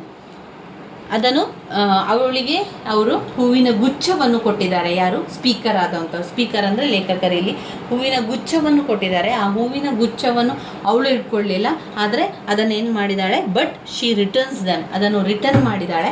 ಅಂದರೆ ಒಂದರ್ಥದಲ್ಲಿ ಅವಳಿಗೆ ಬೇಡ, ಅವಳು ಅಪೋಸ್ ಮಾಡಿರುವಂಥದ್ದು, ಒಂದರ್ಥದಲ್ಲಿ ಅವಳು ವಾಪಸ್ ಕೊಟ್ಟಿದ್ದಾಳೆ. ಕಾರಣ ಏನು ಅಂತಂದರೆ, ಇಲ್ಲಿ ಸ್ಪೀಕರ್ ಹೇಳಿರ್ತಾನೆ, ನಾನು ನಿನಗೆ ಹೂವಿನ ಗುಚ್ಛವನ್ನು ಕೊಡ್ತೇನೆ, ಆ ಹೂವಿನ ಗುಚ್ಛ ನನಗೆ ವಾಪಸ್ ಬೇಕು.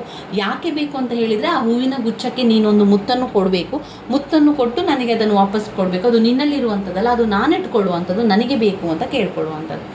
ಯಾಕೆ ಸೆಲಿಯನ ಹತ್ರ ಅವನು ಲೇಖಕರು ಮುತ್ತನ್ನು ಕೊಡಬೇಕು ಅಂತ ಹೇಳ್ತಾ ಇದ್ದಾನೆ ಅಂದರೆ, ಆ ಒಂದು ಹೂವಿನ ಗುಚ್ಛಕ್ಕೆ ಮುತ್ತನ್ನು ಕೊಟ್ಟರೆ ಅದರಲ್ಲಿ ಇರುವಂತಹ ಪರಿಮಳ ಎಲ್ಲ ಕಡೆಗೆ ಹಬ್ಬುತ್ತದೆ ಎನ್ನುವಂಥದ್ದು.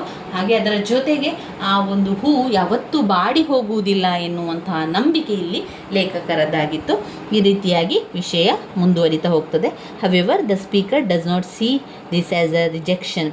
ಇಲ್ಲಿ ಅವಳು ಒಂದು ಲೆಕ್ಕದಲ್ಲಿ ಸೆಲಿಯಾ ಏನಾಗಿದೆ, ರಿಜೆಕ್ಟ್ ಮಾಡಿದ್ದಾಳೆ. ಯಾರ? ಸ್ಪೀಕರ್, ಪೋಯಮ್ ಲೇಖಕರ ಒಂದು ಪ್ರೀತಿಯನ್ನು ರಿಜೆಕ್ಟ್ ಮಾಡಿದ್ದಾಳೆ, ಬೇಡ ಅಂತ ಹೇಳಿದ್ದಾಳೆ. He thinks that she breathed on to the flower for him to enjoy the smell. To Celia, the speaker asked the woman that he loves to give him so sign that she returns his feelings. He asked her to drink to me only with thin eyes or to leave kiss but in the cup. He write that if he would not trade the woman's love for even that of love, the king of the ancient Roman gods, who is the Roman equivalent of the Greek god Jesu. ಇಲ್ಲಿ ಲೇಖಕರೇನು ಅಭಿಪ್ರಾಯಪಟ್ಟರು ಅಂತ ಹೇಳಿದರೆ, ಲೇಖಕರು ಹೂವಿನ ಗುಚ್ಛವನ್ನು ಕೊಟ್ಟಾಗ ಅದಲ್ಲಿಗೆ ಮುತ್ತನ್ನು ಕೊಟ್ಟು ಅವಳು ವಾಪಸ್ ಕಳಿಸಿದರೆ ಆ ಒಂದು ಪರಿಮಳ ಎಲ್ಲ ಕಡೆ ಹರಡ್ತದೆ. ಹಾಗೆ ಅದರಿಂದಾಗಿ ಒಂದು ಪರಿಮಳ ಎಲ್ಲ ಕಡೆ ಹರಡ್ತದೆ, ಆಮೇಲೆ ಆ ಹೂ ಬಾಡಿ ಹೋಗುವುದಿಲ್ಲ ಅಂತ. ಆದರೆ ಸೆಲಿಯಾ ಹಾಗೆ ಮಾಡಲಿಲ್ಲ. ಸೆಲಿಯಾ ಲವನ್ನು ರಿಜೆಕ್ಟ್ ಮಾಡ್ತಾಳೆ, ಆ ಹೂವನ್ನು ಅವಳು ತಗೊಳ್ಳೋದಿಲ್ಲ, ಅವಳು ವಾಪಸ್ ಕೊಡ್ತಾಳೆ, ಹಾಗೆ ಯಾವುದೇ ರೀತಿಯ ಮುತ್ತನ್ನು ಕೊಡೋದಿಲ್ಲ. ಅವನು ಬೆಗ್ ಮಾಡ್ತಾನೆ, ಒಂದು ಸೈನ್ ಕೊಡು ಅಂತ.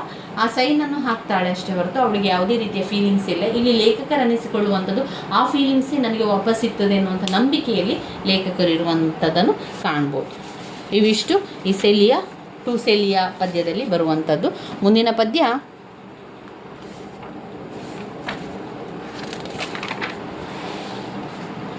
ಅಲೆಕ್ಸಾಂಡರ್ ಪೋಪ್ ಅವರು ಬರೆದಿರುವಂತಹ ಬೆಲಿಂಡಾ ಡ್ರೆಸ್ಸಿಂಗ್ ಟೇಬಲ್. ಪುಟ ಸಂಖ್ಯೆ 11ರಲ್ಲಿದೆ ನೋಡಿ.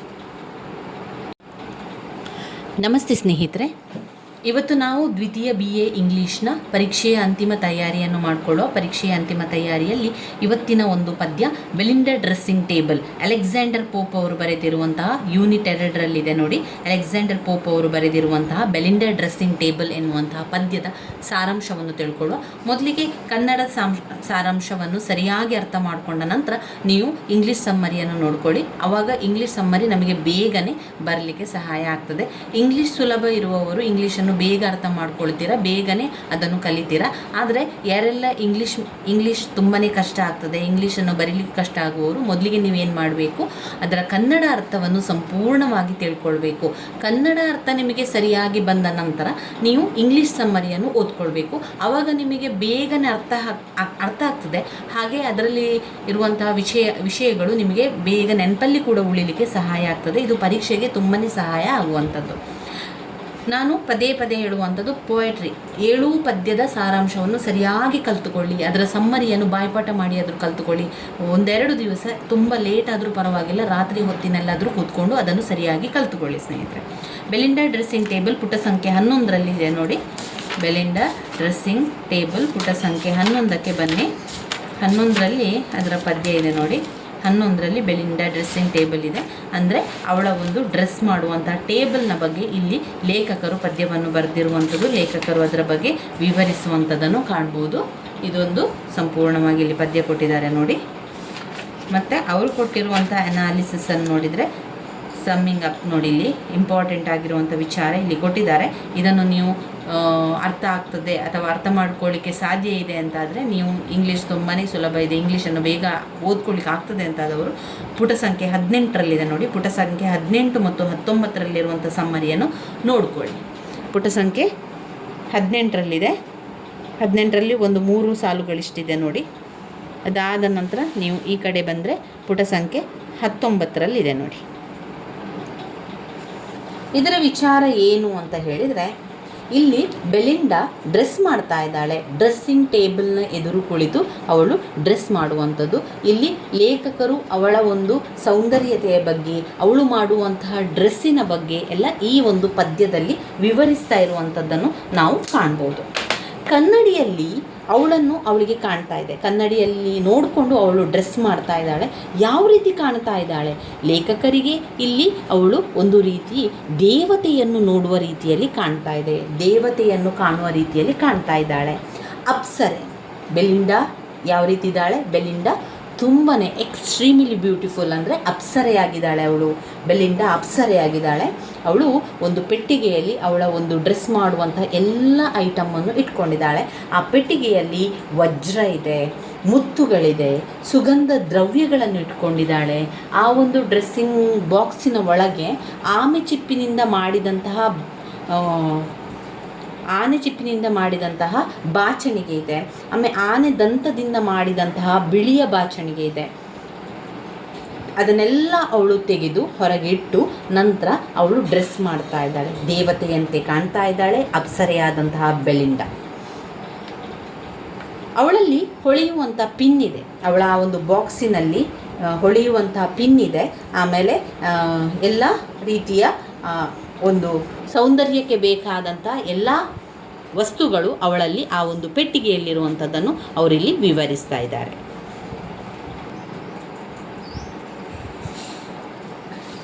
ಈ ರೀತಿಯಾಗಿ ಬೆಲಿಂಡಾ ಅಪ್ಸರೆಯಾಗಿದ್ದಾಳೆ. ಅವಳ ಡ್ರೆಸ್ಸಿಂಗ್ ಬಾಕ್ಸಲ್ಲಿ ಬೇರೆ ಬೇರೆ ಐಟಮ್ಗಳು, ಬೇರೆ ಬೇರೆ ಒಂದು ಅವಳ ಒಂದು ಸೌಂದರ್ಯಕ್ಕೆ ಬೇಕಾದಂತಹ ವಸ್ತುಗಳನ್ನು ಅವಳು ಇಟ್ಕೊಂಡಿದ್ದಾಳೆ.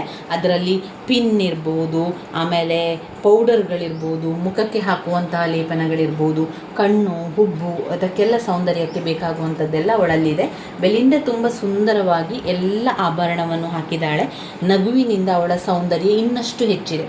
ಅವಳು ತುಂಬಾ ಸೌಂದರ್ಯವತಿಯಾಗಿದ್ದಾಳೆ, ತುಂಬಾ ಅಪ್ಸರೆಯಾಗಿದ್ದಾಳೆ. ಆದರೆ ಅವಳ ಒಂದು ಸೌಂದರ್ಯತೆಗೆ ಇನ್ನಷ್ಟು ಬೆರಗು ಕೊಡುವಂಥದ್ದು ಅವಳ ನಗು. ಅವಳ ನಗುವಿನಿಂದಾಗಿ ಅವಳ ಸೌಂದರ್ಯ ಇನ್ನಷ್ಟು ಹೆಚ್ಚಿಗೆಯಾಗಿದೆ.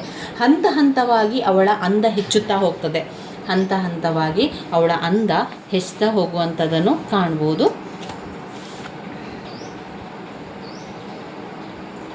ಅವಳು ಯಾವ ರೀತಿ ಅವಳ ಸೌಂದರ್ಯವನ್ನು ಹೆಚ್ಚು ಹೆಚ್ಚು ಮುಖಕ್ಕೆ ಹಾಕಿ, ಕಣ್ಣಿಗೆ ಕಾಡಿಗೆಯನ್ನು ಹಾಕಿ, ಆಮೇಲೆ ತುಟಿಗಳಿಗೆ ಬಣ್ಣವನ್ನು ಲೇಪಿಸಿ ನಂತರ ನೋಡಿದಾಗ ಅವಳು ತುಂಬ ಸುಂದರಿಯಾಗಿ ಇನ್ನಷ್ಟು ಕಾಣ್ತಾಳೆ. ಅವಳಿಗೆ ಸೇವಕಿಯರು ಇರ್ತಾರೆ. ಸೇವಕಿಯರು ಅವಳ ಎಲ್ಲ ಕೆಲಸಗಳನ್ನು ಮಾಡ್ತಾ ಇರ್ತಾರೆ. ಒಬ್ಬ ಸೇವಕಿ ಅವಳ ತಲೆಯನ್ನು ಬಾಚುವಂಥದ್ದು, ಒಬ್ಬರು ಅವಳ ಡ್ರೆಸ್ಸನ್ನು ಸರಿ ಮಾಡುವಂಥದ್ದು. ಬೆಟ್ಟಿ ಎನ್ನುವಂಥ ಅವಳ ಸೇವಕಿ, ಬೇಟಿಗೆ ಅವಳ ಹೊಗಳಿಕೆ ಸಿಕ್ಕಿದೆ. ತುಂಬ ಜನರ ಹೊಗಳಿಕೆ ಅವಳಿಗೆ ಸಿಕ್ಕಿದೆ. ಅದು ಆ ಹೊಗಳಿಕೆ ಅವಳನ್ನು ಹೊಗಳ್ತಾ ಇದ್ದಾರೆ ಎಲ್ಲರೂ ಕೂಡ.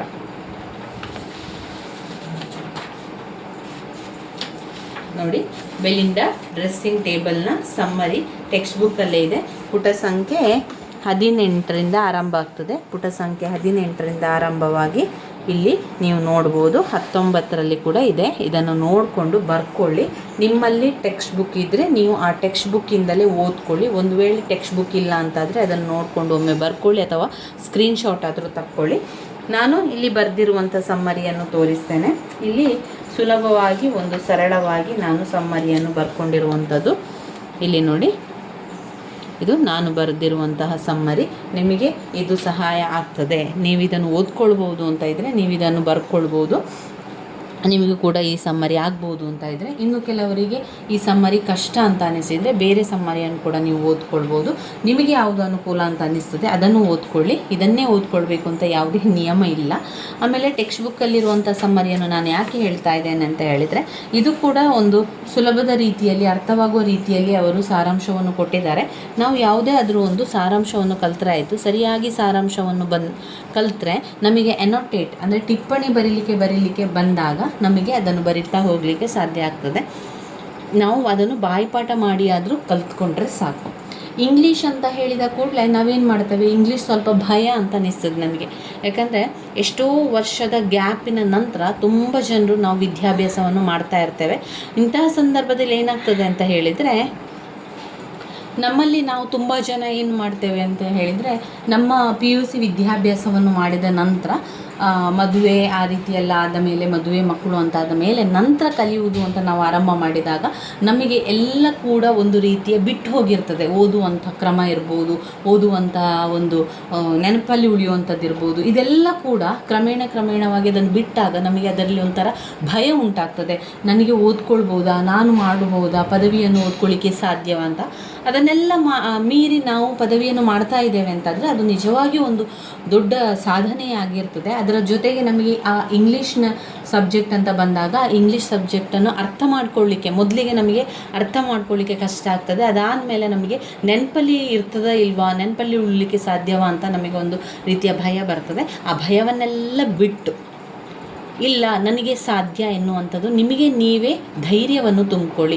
ಮೂರನೇ ವ್ಯಕ್ತಿ ಅಥವಾ ಬೇರೆಯವರು ನಮಗೆ ಹೇಳಬೇಕು ಅಂತ ಕಾಯುವುದಕ್ಕಿಂತ ನಮಗೆ ನಾವು ಹೇಳ್ತಾ ಇರಬೇಕು, ಇಲ್ಲ ನಮಗೆ ಸಾಧ್ಯ, ಇದನ್ನು ಓದಲಿಕ್ಕೆ ಸಾಧ್ಯ, ನನಗೆ ಓದಲಿಕ್ಕೆ ಆಗ್ತದೆ, ನಾನು ನೆನಪಲ್ಲಿ ಇಟ್ಕೊಳ್ಬೋದು, ನಾನು ಪರೀಕ್ಷೆಗೆ ಬರೀಬಹುದು, ನಾನು ಚೆನ್ನಾಗಿ ಪರೀಕ್ಷೆಗೆ ಬರಿತೇನೆ ಅಂತ ನಂಬಿಕೆ ನಿಮಗೆ ಇರಬೇಕು. ನಿಮ್ಮಲ್ಲಿ ನೀವು ಧೈರ್ಯವನ್ನು ತುಂಬಿಕೊಳ್ಬೇಕು. ನಿಮಗೆ ನೀವು ಧೈರ್ಯವನ್ನು ತಂದುಕೊಂಡ್ರೆ ನಮಗೆ ಎಲ್ಲವನ್ನು ಕೂಡ ಮಾಡಲಿಕ್ಕೆ ಸಾಧ್ಯ.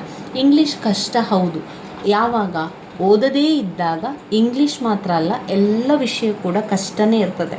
ಯಾವಾಗ ನಾವು ಅದರಲ್ಲಿ ತಯಾರಿಯನ್ನು ಮಾಡಿಕೊಳ್ತೇವೆ, ಯಾವಾಗ ನಾವು ಅದನ್ನು ಸರಿಯಾಗಿ ಅಭ್ಯಾಸವನ್ನು ಮಾಡ್ತೇವೆ, ಆವಾಗ ಎಲ್ಲ ವಿಷಯ ಕೂಡ ತುಂಬಾ ಸುಲಭ ಅಂತ ಅನಿಸಿಬಿಡ್ತದೆ. ಅದರಿಂದ ಮೊದಲಿಗೆ ನಾನು ಹೇಳುವಂಥದ್ದು, ಸಮ್ಮರಿಯನ್ನು ಕಲಿತುಕೊಳ್ಳಿ. ಬಾಯಿಪಾಠ ಮಾಡಿ ಆದರೂ ಪರವಾಗಿಲ್ಲ, ಸಮ್ಮರಿಯನ್ನು ಸರಿಯಾಗಿ ಕಲಿತುಕೊಂಡು ಬರೀರಿ. ನಾವು ಪದವಿಯನ್ನು ಮಾಡಬೇಕು ಅಂತ ಹೊರಟಾಗ ಎಲ್ಲ ವಿಷಯದಲ್ಲಿ ಕೂಡ ನಾವು ಪಾಸಾಗಿ ನಾವು ಪದವಿ ಪಡ್ಕೊಂಡ್ರೆ ನಮಗೆ ನಾವು ಮಾಡಿರುವಂತಹ ಈ ಒಂದು ಸಾಧನೆ ಸಾರ್ಥಕ ಅಂತ ಅನಿಸ್ತದೆ. ಹೌದು, ನಾನು ಕಷ್ಟಪಟ್ಟಿದ್ದೇನೆ, ನಾನು ಬಿಡುವಿಲ್ಲದಂತಹ ಸಮಯದಲ್ಲಿ ಓದ್ಕೊಂಡಿದ್ದೆ ಎನ್ನುವಂತಹ ಆತ್ಮತೃಪ್ತಿ ನಮಗೆ ಬರ್ತದೆ. ಬಿಡುವೇ ಇರುವುದಿಲ್ಲ, ಸಮಯ ಇರುವುದಿಲ್ಲ ಅಂಥ ಸಂದರ್ಭದಲ್ಲಿ ನಾವು ಓದ್ಕೊಳ್ಳುವಂಥ ಪರಿಸ್ಥಿತಿ ಬಂದಾಗ ಅದೆಷ್ಟು ಕಷ್ಟಗಳನ್ನು ಅನುಭವಿಸ್ಕೊಂಡು, ಅದೆಷ್ಟು ಕೆಲಸಗಳನ್ನು ಮಾಡಿಕೊಂಡು, ಬೇರೆಲ್ಲ ಕೆಲಸಗಳ ಜೊತೆಗೆ ನಾವು ಓದ್ತಾ ಇದ್ದೇವೆ ಅಂತಾದರೆ ಅದಕ್ಕೆ ಒಂದು ಸರಿಯಾದ ಪ್ರತಿಫಲ ಸಿಗ್ತದೆ ಸ್ನೇಹಿತರೆ.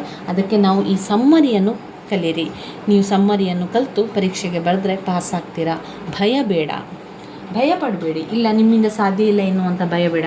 ಯಾವಾಗಲೂ ಅದನ್ನು ಯೋಚನೆ ಮಾಡಬೇಡಿ, ನನ್ನಿಂದ ಸಾಧ್ಯ ಇಲ್ಲ, ಇಂಗ್ಲೀಷ್ ಓದ್ಕೊಳ್ಬೋದಾ, ನನಗೆ ಬರ್ತಾ ಇಲ್ಲ, ಅರ್ಥ ಆಗ್ತಾ ಇಲ್ಲ ಎನ್ನುವಂಥದ್ದನ್ನು ಬಿಟ್ಟು ಬಿಡಿ. ಮೊದಲಿಗೆ ಪದ್ಯದ ಕನ್ನಡದ ಸಾರಾಂಶ ನಿಮಗೆ ಸರಿಯಾಗಿ ಅರ್ಥ ಆಗಲಿ. ನಿಮ್ಮದೇ ಭಾಷೆಯಲ್ಲಿ, ನಿಮಗೆ ಅರ್ಥವಾಗುವಂಥ ಭಾಷೆಯಲ್ಲಿ ಕನ್ನಡದಲ್ಲಿ ಮೊದಲಿಗೆ ಅರ್ಥವನ್ನು ಮಾಡಿಕೊಳ್ಳಿ. ಕನ್ನಡದ ಅರ್ಥ ನಿಮಗೆ ಸರಿಯಾಗಿ ಗೊತ್ತಾದ ನಂತರ ಇಂಗ್ಲೀಷನ್ನು ಓದ್ಕೊಳ್ಳಿ. ಇಂಗ್ಲೀಷ್ನಲ್ಲಿರುವಂಥ ಕೆಲವೊಂದು ವರ್ಡ್ ಗೊತ್ತಾಗಲಿಲ್ಲ ಅಂತಾದರೆ ಆ ವರ್ಡಿಗಿರುವಂತಹ ಕನ್ನಡದ ಅರ್ಥ ಏನು ಅಂತ ನೀವು ಗೂಗಲಲ್ಲಿ ಸರ್ಚ್ ಮಾಡಿ ನೋಡಿಕೊಂಡು ಓದ್ಕೊಳ್ಳಿ. ಈ ರೀತಿಯಾಗಿ ಮಾಡ್ಕೊಳ್ಳಿ. ಇಂಗ್ಲೀಷ್ನ ತಯಾರಿಯನ್ನು ನಾವು ಮೊದಲೇ ಪರೀಕ್ಷೆಗೆ 1 ತಿಂಗಳಿನ ಮೊದಲೇ ತಯಾರಿಯನ್ನು ಮಾಡಿಕೊಂಡ್ರೆ ತುಂಬಾ ಒಳ್ಳೆಯದು. ಇನ್ನು ನಮಗೆ ಇಲ್ಲ, ಸಮಯ ಇನ್ನೂ ಹೋಗಲಿಲ್ಲ, ಸಮಯ ಇನ್ನೂ ಕೂಡ ಇದೆ ನಮಗೆ ಓದಲಿಕ್ಕೆ, 1 ದಿವಸ 2 ದಿವಸ ಆದರೂ ಕೂಡ ಪರವಾಗಿಲ್ಲ. 1 ದಿವಸ 2 ದಿವಸದಲ್ಲಿ ನಾವು ತಯಾರಿಯನ್ನು ಮಾಡ್ಕೊಳ್ಬೋದು. ಒಂದು ಸ್ವಲ್ಪ ಜಾಸ್ತಿ ಶ್ರಮವನ್ನು ಪಡಬೇಕಾಗ್ತದೆ. ಆ 2 ದಿವಸಗಳಲ್ಲಿ ರಾತ್ರಿ ಹೊತ್ತು ನಿದ್ದೆಯನ್ನು ಸ್ವಲ್ಪ ಬಿಟ್ಟು, ನಿದ್ದೆಯನ್ನು ಕಡಿಮೆ ಮಾಡಿಕೊಂಡು ರಾತ್ರಿ ಹೆಚ್ಚು ಹೊತ್ತು ಕಾಲ ಕೂತ್ಕೊಂಡು ಇದನ್ನು ಓದ್ಕೊಂಡ್ರೆ ಎಲ್ಲ ಕೂಡ ಕವರ್ ಮಾಡಲಿಕ್ಕೆ ಸಾಧ್ಯ ಇದೆ ಸ್ನೇಹಿತರೆ. ಈ ರೀತಿಯಾಗಿ ಸಮ್ಮರಿಯನ್ನು ನೋಡಿ. ಇಂಗ್ಲೀಷ್ನಲ್ಲಿರುವಂಥ ಸಮ್ಮರಿ ಈ ರೀತಿಯಾಗಿ ನಾನು ಬರೆದಿರುವಂಥದ್ದು.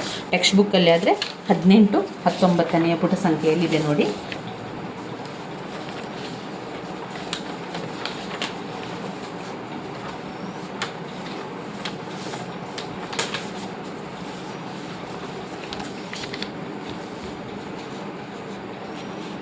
ಅದರ ಕಂಟಿನ್ಯೂಷನ್ ಇಲ್ಲಿದೆ.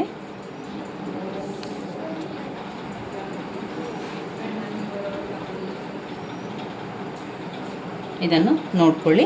ನಾವು ಇಷ್ಟು ನೋಡಿದರೆ ಇವಾಗ ನಾವು 3 ಪದ್ಯದ ಸಾರಾಂಶವನ್ನು ಸರಿಯಾಗಿ ತಿಳ್ಕೊಂಡೆವು. ಇನ್ನು ಬರುವಂತಹ ಪದ್ಯ ಲಂಡನ್. ವಿಲಿಯಂ ಬ್ಲೇಕ್ ಅವರು ಬರೆದಿರುವಂತಹ ಲಂಡನ್ ಪದ್ಯವನ್ನು ಓದ್ಕೊಳ್ಳುವ. ತುಂಬ ಸುಂದರವಾಗಿರುವಂತಹ ಒಂದು ಪದ್ಯ ಆಗಿದೆ ಅದು. ಅದನ್ನು ಕೂಡ ನೋಡ್ಕೊಳ್ಳುವ.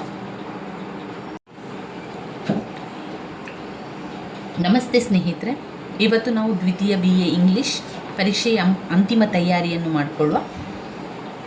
ಈಗಾಗಲೇ Polonius advice to his son ಸಮ್ಮರಿಯನ್ನು ತಿಳ್ಕೊಂಡೆವು, ಟು ಸಿಲಿಯ ಸಮ್ಮರಿಯನ್ನು ತಿಳ್ಕೊಂಡೆವು, ಬಿಲಿಂಡಾ ಡ್ರೆಸ್ಸಿಂಗ್ ಟೇಬಲ್ ಸಮ್ಮರಿಯನ್ನು ತಿಳ್ಕೊಂಡಿದ್ದೇವೆ. ಇವತ್ತು ಲಂಡನ್ ಸಮ್ಮರಿಯನ್ನು ತಿಳ್ಕೊಳ್ಳುವ. ಪುಟ ಸಂಖ್ಯೆ 22ರಲ್ಲಿದೆ ನೋಡಿ.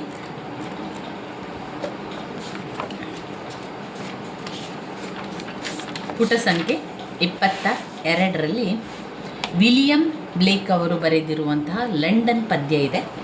ಇಲ್ಲಿ ನಾವು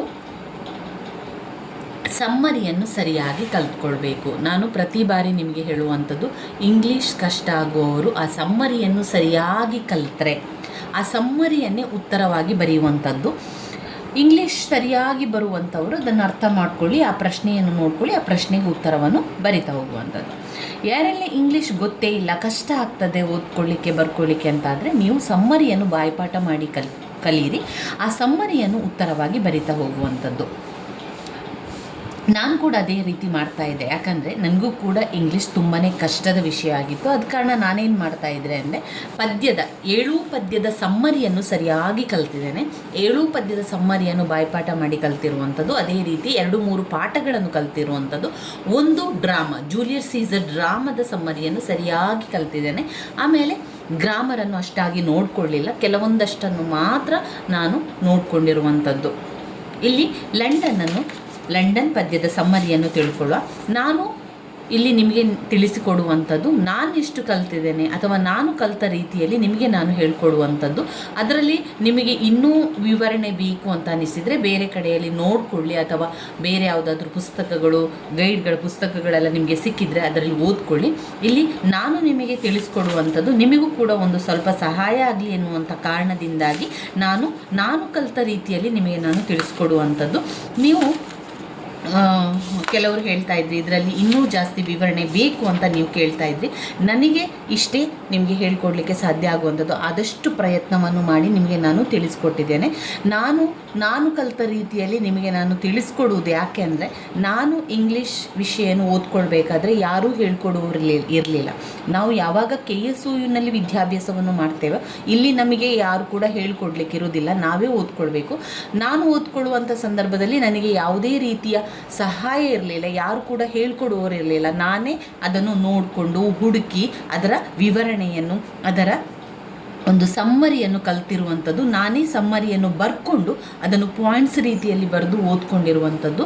ನಿಮಗೂ ತುಂಬ ಜನರಲ್ಲಿ ಇಂಗ್ಲೀಷ್ ತುಂಬಾ ಕಷ್ಟ ಆಗೋರು ಇರ್ತೀರಾ. ನಿಮಗೂ ಇಂಗ್ಲೀಷ್ ಕಷ್ಟ ಅಂತ ಆದಾಗ ಇದನ್ನು ಓದ್ಕೊಳ್ಳಿಕ್ಕೆ ಈ ಟೆಕ್ಸ್ಟ್ ಬುಕ್ಕನ್ನು ನೋಡಿಕೊಂಡ್ರೆ ತುಂಬಾ ಟೆನ್ಷನ್ ಆಗ್ತದೆ. ಯಾಕಂದರೆ ಅದರಲ್ಲಿ ಅಷ್ಟೂ ಇದೆ, ಅದು ಕೆಲವೊಂದು ಏನು ಕೂಡ ಅರ್ಥ ಕೂಡ ಆಗೋದಿಲ್ಲ. ಅಂತಹ ಸಂದರ್ಭದಲ್ಲಿ ನಮಗೆ ಬೇರೆ ಕೆಲಸಗಳಿರ್ತದೆ, ಆ ಕೆಲಸದ ಜೊತೆಗೆ ಇದನ್ನು ಹುಡುಕೊಂಡು ಓದ್ಕೊಳ್ಳಿಕ್ಕೆ ಕೂತ್ಕೊಳ್ಳಿಕ್ಕೂ ಕೂಡ ಸಮಯ ಕೂಡ ಇರೋದಿಲ್ಲ. ಆ ಒಂದು ಕಾರಣದಿಂದಾಗಿ ನಿಮಗೆಲ್ಲರಿಗೂ ಸಹಾಯ ಆಗಲಿ, ಯಾರಿಗೆಲ್ಲ ಅದು ಕಷ್ಟ ಅಂತ ಆಗ್ತದೆ, ಯಾರಿಗೆಲ್ಲ ಓದ್ಕೊಳ್ಳಿಕ್ಕೆ ಸಮಯ ಇಲ್ಲ, ಅವರಿಗೊಂದು ಸಹಾಯ ಆಗಲಿ ಎನ್ನುವ ಕಾರಣದಿಂದಾಗಿ ನಾನು ಓದ್ಕೊಂಡಿರುವ ರೀತಿಯಲ್ಲಿ ನಿಮಗೆ ನಾನು ವಿವರಿಸಿದ್ದೇನೆ. ನನಗೆ ಸಾಧ್ಯ ಆದಷ್ಟು ರೀತಿಯಲ್ಲಿ ವಿವರಿಸಿದ್ದೇನೆ. ಏನಾದರೂ ಅವುಗಳಲ್ಲಿ ತಪ್ಪುಗಳಿದ್ದರೆ ಕ್ಷಮಿಸಬೇಕು. ಹಾಗೆ ಅದರಲ್ಲಿ ನಾನು ಪಾಯಿಂಟ್ಸ್ ಮಾಡಿಕೊಂಡು ಓದ್ಕೊಂಡಿರುವಂಥದ್ದು. ನೀವು ಅದೇ ರೀತಿ ಓದ್ಕೊಳ್ತೀನಿ ಅಂತಂದರೆ ಅದನ್ನು ನೀವು ಬರ್ಕೊಳ್ಳಿ ಪಾಯಿಂಟ್ಸನ್ನು. ಇಲ್ಲ ಅಂತಾದರೆ ನೀವು ಬೇರೆ ಒಂದು ಸಮ್ಮರಿಗಳನ್ನು ಅಥವಾ ಬೇರೆ ಪುಸ್ತಕಗಳಲ್ಲಿರುವಂಥ ವಿವರಣೆಯನ್ನು ನೋಡ್ಕೊಳ್ಬೋದು. ಇಲ್ಲಿ ಲಂಡನ್ ಪದ್ಯದಲ್ಲಿ ಏನು ವಿಷಯ ಇದೆ ಅಂತ ಹೇಳಿದರೆ, ಲಂಡನ್ನಲ್ಲಿ ಆದಂತಹ ಕೈಗಾರಿಕಾ ಕ್ರಾಂತಿಯ ಬಗ್ಗೆ ಈ ಒಂದು ಪದ್ಯ ಹೇಳಿರುವಂಥದ್ದು. ಇಲ್ಲಿ ಅನಾಲಿಸಿಸಲ್ಲಿ ಸ್ವಲ್ಪ ವಿಚಾರ ಇದೆ ನೋಡಿ.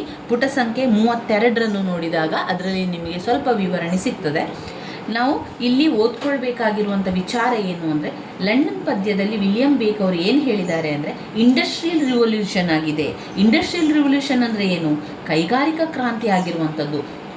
ವಿಲಿಯಂ ಬ್ಲೇಕ್ಸ್ ಅವರ ಲಂಡನ್ ಪದ್ಯದಲ್ಲಿ ಇಂಡಸ್ಟ್ರಿಯಲ್ ರಿವಲ್ಯೂಷನ್ನ ಬಗ್ಗೆ ಸಂಪೂರ್ಣವಾಗಿ ವಿವರಿಸುವಂಥದ್ದನ್ನು ಕಾಣ್ಬೋದು. ಅವರ ಪದ್ಯ ಈ ರೀತಿಯಾಗಿದೆ ನೋಡಿ. ಲಂಡನ್ ಪದ್ಯದ ನೋಡಿ, ಒಂದು ಲಂಡನ್ ಪದ್ಯವನ್ನು ನೋಡಿಕೊಳ್ಳಿ. ಲಂಡನ್ ಪದ್ಯದಲ್ಲಿ ಅವರು ಸಂಪೂರ್ಣವಾಗಿ ಲಂಡನ್ನಲ್ಲಿ ಆದಂತಹ ರಿವಲ್ಯೂಷನನ್ನು ಹೇಳುವಂಥದ್ದು. ರಿವಲ್ಯೂಷನ್ ಅಂದರೆ ಕೈಗಾರಿಕಾ ಕ್ರಾಂತಿ ಆಗಿರುವಂಥದ್ದು. ಏನೆಲ್ಲ ಕೈಗಾರಿಕಾ ಕ್ರಾಂತಿ ಆಗಿದೆ? ಇಲ್ಲಿ ಲೇಖಕರು ಅಲ್ಲಿ ಲಂಡನ್ನಲ್ಲಿ ಇದ್ದಂತಹ ಸಂದರ್ಭದಲ್ಲಿ ಅವರು ಫ್ಯಾಕ್ಟ್ರಿ ಹತ್ರ ಹೋದಂತಹ ಸಂದರ್ಭದಲ್ಲಿ ಎಲ್ಲವನ್ನು ಕೂಡ ನೋಡ್ತಾರೆ. ಅಲ್ಲಿನ ಕಷ್ಟಗಳನ್ನು, ಪರಿಸ್ಥಿತಿಗಳನ್ನು ಅರ್ಥ ಮಾಡ್ಕೊಳ್ತಾರೆ. ಅಲ್ಲಿನ ಆ ಒಂದು ಕೈಗಾರಿಕಾ ಕ್ರಾಂತಿಯ ಬಗ್ಗೆ ವಿವರಿಸ್ತಾ ಹೋಗುವಂಥದ್ದನ್ನು ಕಾಣ್ಬೋದು. ಮೊದಲಿಗೆ ಅವರು ನೋಡುವಂಥದ್ದು ಚೈಲ್ಡ್ ಲೇಬರನ್ನು. ಚೈಲ್ಡ್ ಲೇಬರ್ ಅಂದರೆ ಸಣ್ಣ ಮಕ್ಕಳು ಕೆಲಸಕ್ಕೆ ತೊಡಗಿಕೊಂಡಿರುವಂಥದ್ದು, ಸಣ್ಣ ಮಕ್ಕಳನ್ನು ಕೆಲಸಕ್ಕೆ ಹಾಕಿಕೊಂಡಿರುವಂಥದ್ದು. ಫ್ಯಾಕ್ಟ್ರಿಯಲ್ಲಿ ಅವರಿಗೆ ಯಾವ ಕೆಲಸವನ್ನು ಕೊಡ್ತಾರೆ ಅಂದರೆ ಚಿಮಿನಿ ಸ್ವೀಪರ್ ಆಗಿ, ಸ್ವೀಪರ್ ಅಂದರೆ ಗುಡಿಸುವವರು, ಆ ಒಂದು ಚಿಮಿನಿಯನ್ನು ಕ್ಲೀನ್ ಮಾಡುವಂತಹ ಕೆಲಸವನ್ನು ಮಕ್ಕಳಿಗೆ ಕೊಡ್ತಾರೆ.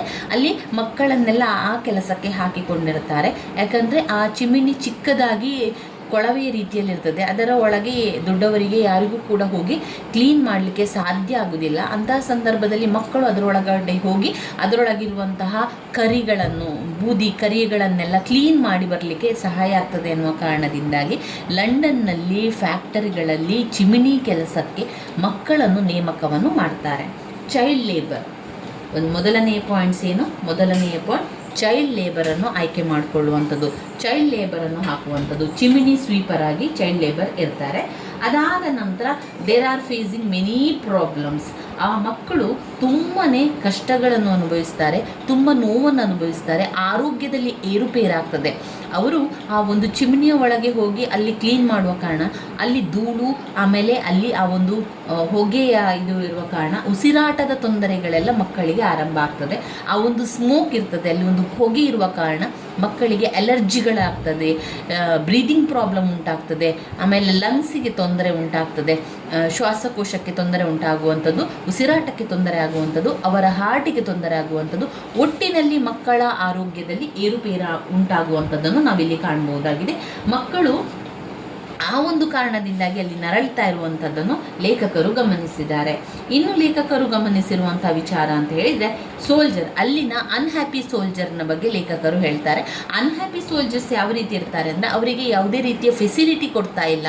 ಅಲ್ಲಿನ ಒಂದು ಜಾಗದಲ್ಲಿ ಸೋಲ್ಜರ್ಸಿಗೆ ಅವರನ್ನು ಸಿಕ್ಕಾಪಟ್ಟೆ ದುಡಿಸುವಂಥದ್ದು, ಕೆಲಸಗಳನ್ನು ಮಾಡಿಸುವಂಥದ್ದು, ಆದರೆ ಅವರಿಗೆ ಆ ಕೆಲಸಕ್ಕೆ ತಕ್ಕಂತೆ ಸಂಬಳವನ್ನು ಕೊಡದಿರುವಂಥದ್ದು, ಅವರಿಗೆ ಎಲ್ಲ ರೀತಿಯ ಫೆಸಿಲಿಟಿ ಅವಕಾಶವನ್ನು ಕೊಡದೇ ಇರುವಂಥದ್ದು, ಅವರಿಗೆ ಜೀವನವನ್ನು ಮಾಡಲಿಕ್ಕೆ ಬೇಕಾದಂತಹ ಸವಲತ್ತುಗಳನ್ನು ಕೊಡದೇ ಇದ್ದಾಗ ಅವರು ಅನ್ಹ್ಯಾಪಿ ಉಂಟಾಗ್ತಾರೆ. ಅನ್ಹ್ಯಾಪಿಯಿಂದಾಗಿ ಅವರು ದೇಶವನ್ನು ಕಾಯಲಿಕ್ಕೂ ಕೂಡ ಅವರಿಗೆ ಆಸಕ್ತಿ ಇಲ್ಲದ ರೀತಿಯಲ್ಲಿ ಅವರು ಇರ್ತಾರೆ.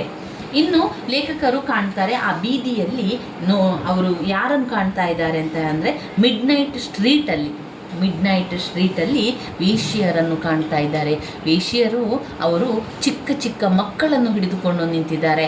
ಅವರ ನ್ಯೂ ಬೋರ್ನ್ ಇನ್ಫ್ಯಾಂಟ್ ಫಿಯರ್ಸ್, ಅವರ ಒಂದು ಮಕ್ಕಳು, ಶಿಶು, ಚಿಕ್ಕ ಮಕ್ಕಳು ಅಂದರೆ ಒಂದು ತಿಂಗಳ ಮಗು ಅಥವಾ 15 ದಿನದ ಮಗು, 20 ದಿನದ ಮಗು, ಈ ರೀತಿಯ ಪುಟಾಣಿ ಮಕ್ಕಳನ್ನು ಕರೆದುಕೊಂಡು ಅವರು ತಮ್ಮ ಕೆಲಸವನ್ನು ಮುಂದುವರಿಸುವಂಥದ್ದನ್ನು ಕಾಣ್ಬೋದು. ಆ ಮಕ್ಕಳು ಅಳುತ್ತಾ ಇರ್ತಾರೆ, ಹಾಲು ಬೇಕು ಅಂತ ಅಳುತ್ತಾ ಇರುವಂಥ ಸಂದರ್ಭ, ಅವರು ತಮ್ಮ ಕೆಲಸಗಳ ಒತ್ತಡದಲ್ಲಿರ್ತಾರೆ. ಇದನ್ನೆಲ್ಲ ಕೂಡ ಲೇಖಕರು ವಿಲಿಯಂ ಬ್ಲೇಕ್ ಅವರು ಗಮನಿಸಿದ್ದಾರೆ, ಅದು ಲಂಡನ್ನಲ್ಲಿ. ಇಲ್ಲಿ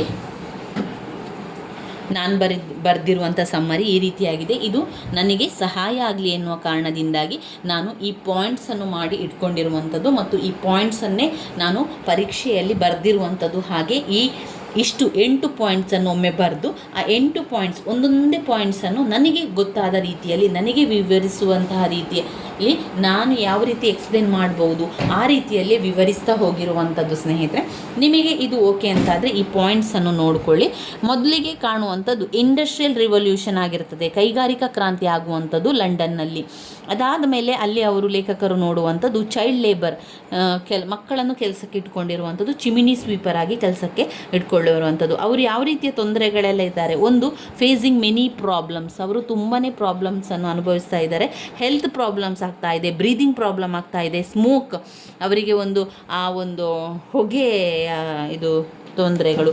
ಅದಾದಮೇಲೆ ನೋಡುವಂಥದ್ದವರು ಸೋಲ್ಜರ್ ಯಾವ ರೀತಿ ಇದ್ದಾರೆ, ಅವರು ಅನ್ಹ್ಯಾಪಿ ಸೋಲ್ಜರ್ ಆಗಿರ್ತಾರೆ.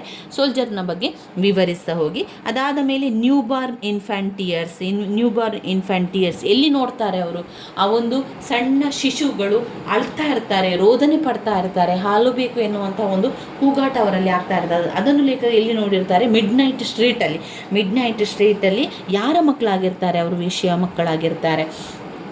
ಈ ಒಂದು ಇಷ್ಟು ಅವರು ಲಂಡನ್ ಎನ್ನುವಂತಹ ಪದ್ಯದಲ್ಲಿ ಕಾಣುವಂತಹ ವಿಚಾರವಾಗಿದೆ. ಇದರಲ್ಲಿ 8 ಪಾಯಿಂಟ್ಸ್ಗಳಿದೆ. ಈ 8 ಪಾಯಿಂಟ್ಸ್ಗಳನ್ನು ನೋಡ್ಕೊಳ್ಳಿ. ಹಾಗೆಯೇ ಯಾವುದಾದ್ರೂ ನೀವು ಎನೋಟೇಟಿಗೆ ಬಂದಾಗ ಅಲ್ಲಿ ಅವರು ಏನು ಕೊಡ್ತಾರೆ ಅಂತ ಹೇಳಿದರೆ, ಕೆಲವೊಮ್ಮೆ ಚಿಮಿನಿ ಸ್ವೀಪರ್ ಅಂತ ಕೊಡ್ತಾರೆ, ಅಥವಾ ಒಂದು ಇನ್ಫ್ಯಾಂಟ್ ನ್ಯೂ ಬಾರ್ನ್ ಬೇಬೀಸ್ನ ಟಿಯರ್ಸ್ ಅಂತ ಕೊಡ್ತಾರೆ, ಅಥವಾ breathing problem, health problem, child labours ಅಂತ ಕೊಡ್ತಾರೆ. ಎಕ್ಸಾಂಪಲ್ ಆಗಿ ನಿಮಗೆ ನಾನೊಂದು ತೋರಿಸ್ತೇನೆ. ಈ ಹಳೆಯ ಪ್ರಶ್ನೆ ಪತ್ರಿಕೆಯಲ್ಲಿ ನೋಡಿ, ಅನೋಟೇಟ್ ಬಂದಿದೆ. ಇದರಲ್ಲಿ ನೀವು ನೋಡ್ಬೋದು, how the chimney sweepers cry every blackening church appals ಅಂತ ಬಂದಿದೆ. ಆದರೆ ಈಗ ನಿಮಗೇನು ಗೊತ್ತಾಯಿತು ನೋಡಿ, ಇದು ಯಾವ ಪದ್ಯದಿಂದ ಬಂದಿದೆ? ಇದು ಲಂಡನ್ ಎನ್ನುವಂಥ ಪೊಯಟ್ರಿಯಿಂದ ಬಂದಿದೆ. This line is selected by poetry. ಯಾವ poetry? London poetry. London poetry written by ಯಾರು ಬರೆದಿದ್ದಾರೆ? ಎನೋಟೇಟ್ ಬರೆಯುವಾಗ ಲೇಖಕರ ಹೆಸರು, ಪದ್ಯದ ಹೆಸರನ್ನು ಬರೀಲೇಬೇಕು ನಮಗೆ ಒಳ್ಳೆಯ ಅಂಕಗಳು ಸಿಗಲಿಕ್ಕೆ. ಒಂದು ವೇಳೆ ಲೇಖಕರ ಹೆಸರು ನೆನಪಿಲ್ಲ ಅಂತಾದರೆ ಬರೀಬೇಡಿ, ತಪ್ಪಾಗಿ ಬರೀಬೇಡಿ, ಗೊತ್ತಿದ್ರೆ ಮಾತ್ರ ಬರೀರಿ. ಚಿಮಿನಿ ಸ್ವೀಪರ್ ಅಂತ ಬಂದ ಕೂಡಲೇ ನಮಗೆ ನೆನಪಾಗುವಂಥದ್ದು ಅದು ಲಂಡನ್ ಪದ್ಯ ಆಗಿದೆ. ಲಂಡನ್ ಪದ್ಯವನ್ನು ಬರೆದವರು ಯಾರು? ಲಂಡನ್ ಪದ್ಯವನ್ನು ಬರೆದವರು ವಿಲಿಯಂ ಬ್ಲೇಕ್ ಅವರು ಲಂಡನ್ ಪದ್ಯವನ್ನು ಬರೆದಿದ್ದಾರೆ. ಇದರ ಸಾರಾಂಶವನ್ನು ನೋಡಿಕೊಂಡು ಬರ್ಕೊಳ್ಳಿ, ಇಲ್ಲಾಂದರೆ ಸ್ಕ್ರೀನ್ಶಾಟ್ ಆದರೂ ತಗೊಳ್ಳಿ. ನಿಮಗೆ ಯಾವುದು ಸುಲಭ ಅಂತ ಅನಿಸ್ತದೆ ಅದನ್ನು ಆಯ್ಕೆ ಮಾಡಿಕೊಂಡು ಓದ್ಕೊಳ್ಳಿ ಸ್ನೇಹಿತರೆ. ಸರಿಯಾ? ಇನ್ನು ಹೆಚ್ಚಿನ ವಿವರಣೆ ಬೇಕು ಅಂತಾದರೆ ನೀವು ನಿಮ್ಮ ಬೇರೆ ಪುಸ್ತಕಗಳಲ್ಲಿದ್ದರೆ ನೋಡ್ಕೊಳ್ಳಿ ಸ್ನೇಹಿತರೆ. ನನಗೆ ಎಷ್ಟು ವಿವರಣೆಯನ್ನು ಕೊಡಲಿಕ್ಕೆ ಆಗ್ತದೆ ಅಷ್ಟನ್ನು ನಿಮಗೆ ನಾನು ಕೊಟ್ಟಿದ್ದೇನೆ. ನನಗೆ ಹೇಳಿಕೊಡ್ಲಿಕ್ಕೆ ಎಷ್ಟು ಸಾಧ್ಯ ಆಗ್ತಾ ಇದೆ ಅದನ್ನು ಮಾತ್ರ ನಿಮಗೆ ಹೇಳಿಕೊಡುವಂಥದ್ದು. ಅದು ನಿಮ್ಮ ಒಂದು ಉಪಯೋಗ ಆಗಲಿ, ನಿಮಗೆಲ್ರಿಗೂ ಕೂಡ ಒಂದು ಸಣ್ಣ ಸಹಾಯ ಆಗಲಿ ಎನ್ನುವ ಕಾರಣದಿಂದಾಗಿ ಮಾತ್ರ. ನಿಮಗೆ ಇದರಲ್ಲಿ ಇನ್ನಷ್ಟು ವಿಚಾರಗಳು ಹೇಳ್ತಾ ಇಲ್ಲ, ಸ್ವಲ್ಪ ವಿಚಾರ ಇವರು ಹೇಳಿದ್ದಾರೆ ಅಂತ ಅಂದ್ಕೊಂಡ್ರೆ ನನಗೆ ಇದರಿಂದ ಹೆಚ್ಚು ಹೇಳಲಿಕ್ಕೆ ಇಲ್ಲಿ ಸಮಯ ಕೂಡ ಇಲ್ಲ. ಹಾಗೆ ಅದಕ್ಕೆ ಇನ್ನಷ್ಟು ತಯಾರಿಗಳನ್ನು ಕೂಡ ಮಾಡಿಕೊಳ್ಬೇಕಾಗ್ತದೆ. ನಮಗೆ ಎಲ್ಲ ವಿಷಯವನ್ನು ಕೂಡ ಪರೀಕ್ಷೆಯ ತಯಾರಿಯನ್ನು ಮಾಡಿಕೊಳ್ಳುವಾಗ ಎಲ್ಲವನ್ನು ಕೂಡ ಮಾಡ್ಕೊಳ್ಳಿಕ್ಕೆ ಸಾಧ್ಯ ಆಗೋದಿಲ್ಲ. ನನ್ನ ಇನ್ನಿತರ ಕೆಲಸಗಳ ಜೊತೆಗೆ ನಾನು ಈ ಒಂದು ಕೆಲಸಗಳನ್ನು ಮಾಡೋದ್ರಿಂದ ನನಗೂ ಕೂಡ ಸಮಯದ ಅಭಾವ ಇದೆ. ಆದರೂ ಕೂಡ ನಿಮಗೆಲ್ಲರೂ ಪರೀಕ್ಷೆಗೆ ಒಂದು ಸಹಾಯ ಆಗಲಿ, ಪ್ರತಿಯೊಬ್ಬರೂ ಕೂಡ ಪಾಸಾಗಬೇಕು, ಪದವಿಯನ್ನು ಪಡಿಬೇಕು ಎನ್ನುವಂಥ ದೃಷ್ಟಿಯಿಂದ ಮಾತ್ರ ನಾನಿದು ಮಾಡ್ತಾ ಇರುವಂಥದ್ದು. ನೀವು ಕೂಡ ಅದಕ್ಕೆ ಯಾವ ರೀತಿ ನಿಮಗೆ ಬೇಕೋ ಆ ರೀತಿಯಾಗಿ ಓದ್ಕೊಳ್ಳಿ ಸ್ನೇಹಿತರೆ. ಇನ್ನು ಮುಂದಿನ ಪದ್ಯವನ್ನು ನಾವು ನೋಡಿದರೆ, ಒಡಿ ಆನ್ ಎ ಗ್ರೇಷಿಯನ್ ಅರ್ನ್, ಒಂದು ಮಡಕೆ ಅಂತ ಹೇಳ್ತೇವೆ ಅಥವಾ ಒಂದು ಪಾತ್ರದ ರೀತಿಯಲ್ಲಿ ಇರ್ತದಲ್ಲ, ಅದರ ಮೇಲಿರುವಂತಹ ಕಲೆಗಾರಿಕೆಯ ಬಗ್ಗೆ ಇಲ್ಲಿ ವಿವರಿಸುವಂಥದ್ದು ಈ ಪದ್ಯ. ನಾವು ಮುಂದೆ ಇದನ್ನು ನೋಡಿಕೊಳ್ಳುವ. ಜಾನ್ ಕೇಟ್ಸ್ ಅವರ ಒಡಿ ಆನ್ ಎ ಗ್ರೇಷಿಯನ್ ಅರ್ನ್, ಆ ಒಂದು ಪದ್ಯದ ಸಾರಾಂಶವನ್ನು ಕೂಡ ತಿಳ್ಕೊಳ್ಳುವ. ನಮಸ್ತೆ. ಇವತ್ತಿನ ಒಂದು ಪರೀಕ್ಷಾ ತಯಾರಿ ದ್ವಿತೀಯ BA ಇಂಗ್ಲೀಷ್ನಲ್ಲಿ ಪೊಯಟ್ರಿ ಭಾಗದಲ್ಲಿ ಒಡಿ ಆನ್ ದ ಗ್ರೇಷಿಯನ್ ಅರ್ನ್ನ ಬಗ್ಗೆ ತಿಳ್ಕೊಳ್ಳುವ. ತುಂಬಾ ಮುಖ್ಯವಾಗಿರುವಂತಹ ಪದ್ಯ ಆಗಿದೆ. ಒಂದು ಜಾನ್ ಕೇಟ್ ಅವರು ಬರೆದಿರುವಂತಹ ಪದ್ಯ 35ನೇ ಪುಟದಲ್ಲಿದೆ ನೋಡಿ. 35ನೇ ಪುಟಕ್ಕೆ ಬಂದರೆ ನಮಗೆ ಅದರಲ್ಲಿ ಪದ್ಯಗಳು ಸಿಗ್ತದೆ. ಹಾಗೆ ಸಾರಾಂಶ ಕೂಡ ಹಾಗೆ ಅವರು ಅನಾಲಿಸಿಸ್ ಕೊಟ್ಟಿರ್ತಾರೆ. ಅದು ನಿಮಗೆ ಸುಲಭ ಅಂತ ಆದರೆ ಅದನ್ನು ಕೂಡ ಓದ್ಕೊಳ್ಬೋದು ನೀವು ನೋಡಿ. 32ನೇ ಪುಟದಲ್ಲಿ ಅನಾಲಿಸಿಸ್ ಮಾಡಿದ್ದಾರೆ. ಪದ್ಯ ಎಲ್ಲಿದೆ? ಪದ್ಯ ಇಲ್ಲಿದೆ ನೋಡಿ. ಅನೋಟೇಟನ್ನು ಕೊಟ್ಟಿದ್ದಾರೆ ನೋಡಿ. ಅನೋಟೇಟಲ್ಲಿ ಯಾವ ರೀತಿ ಅನೋಟೇಟ್ ಅವರು ಕೊಟ್ಟಿರ್ತಾರೆ, ಈ ಒಂದು ರೀತಿ ಅನೋಟೇಟ್ ಕೊಟ್ಟರೆ ಅದನ್ನೇ ಅವರು ಆಯ್ಕೆ ಮಾಡಿ ಕೊಡ್ತಾರೆ ಅನೋಟೇಟಲ್ಲಿ. ಈಗ ಅನೋಟೇಟ್ ಅಂದರೆ ನಿಮಗೆ ಈಗಾಗಲೇ ಗೊತ್ತಾಯಿತು, ಟಿಪ್ಪಣಿ ಬರೀಲಿಕ್ಕೆ ಬರುವಂಥದ್ದಲ್ವ. ಹಳೆಯ ಪ್ರಶ್ನೆ ಪತ್ರಿಕೆಯಲ್ಲಿ ಆರಂಭದಲ್ಲಿ ಇರ್ತದೆ. ಇದು ನಿಮ್ಮ ಟೆಕ್ಸ್ಟ್ ಬುಕ್ಕಲ್ಲಿ ಪ್ರತಿಯೊಂದು ಪದ್ಯದ ಒಳಗಡೆ ಇರುವಂತಹದ್ದು ಪ್ರಶ್ನೆಗಳು. ಅದರಲ್ಲಿ ಯಾವುದಾದ್ರೂ ಒಂದನ್ನು ಅವರು ಆಯ್ಕೆ ಮಾಡ್ತಾರೆ. ಇಲ್ಲಿದೆ ನೋಡಿ, ಇದು ಲಂಡನ್ ಪದ್ಯದ ಒಂದು ಅನೋಟೇಟ್ ಆಗಿದೆ, ಲಂಡನ್ ಪದ್ಯದ್ದು. ಇಲ್ಲಿ ನೋಡಿ 26ನೇ ಪುಟದಲ್ಲಿದೆ ನೋಡಿ. ಒಂದು ಪ್ರಶ್ನೆ ಪತ್ರಿಕೆಯಲ್ಲಿ 2023 ಪ್ರಶ್ನೆಯಲ್ಲಿ ಇದೇ ಪ್ರಶ್ನೆ ಕೊಟ್ಟಿದ್ದಾರೆ ನೋಡಿ. ಇಲ್ಲಿ how the chimney sweeper cry ಅಂತ. How the chimney sweeper cry every blackening church appals ಅಂತ ಅದೇ ಕೊಟ್ಟಿದ್ದಾರೆ. ನೀವು ನೋಡಿ, ಅದೇ ರೀತಿ ಟೆಕ್ಸ್ಟ್ ಬುಕ್ಕಲ್ಲಿರುವಂಥದ್ದನ್ನೇ ಅವರು ಆಯ್ಕೆ ಮಾಡಿ ಕೊಡುವಂಥದ್ದು. ಹೊರಗಿನಿಂದ ಏನಲ್ಲ, ಅವರು ಟೆಕ್ಸ್ಟ್ ಬುಕ್ಕಲ್ಲಿರುವಂಥದ್ದನ್ನೇ ಕೊಡುವಂಥದ್ದು. ಈಗ ನಾವು ಓದುವಂತಹ ಒಂದು ಪದ್ಯ ಅಂದರೆ ಒಡಿ ಆನ್ ದ ಗ್ರೇಷಿಯನ್ ಅರ್ನ್, ಜಾನ್ ಕೇಟ್ಸ್ ಅವರ ಒಂದು ಪದ್ಯ ನೋಡಿ. ಎಲ್ಲಿದೆ? ದೊಡ್ಡದಾದಂತಹ ಒಂದು ಪದ್ಯ.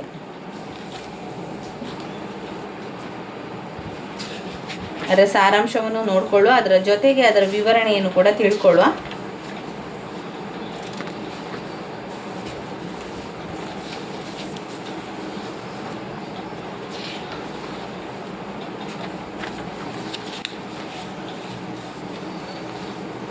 ಈ ಪದ್ಯವನ್ನು ನೋಡ್ತಾ ಹೋಗಿ ನಾನು ಕನ್ನಡದಲ್ಲಿ ನಿಮಗೆ ಅದರ ಸಂಪೂರ್ಣ ಸಾರಾಂಶವನ್ನು ತಿಳಿಸ್ತಾ ಹೋಗ್ತೇನೆ.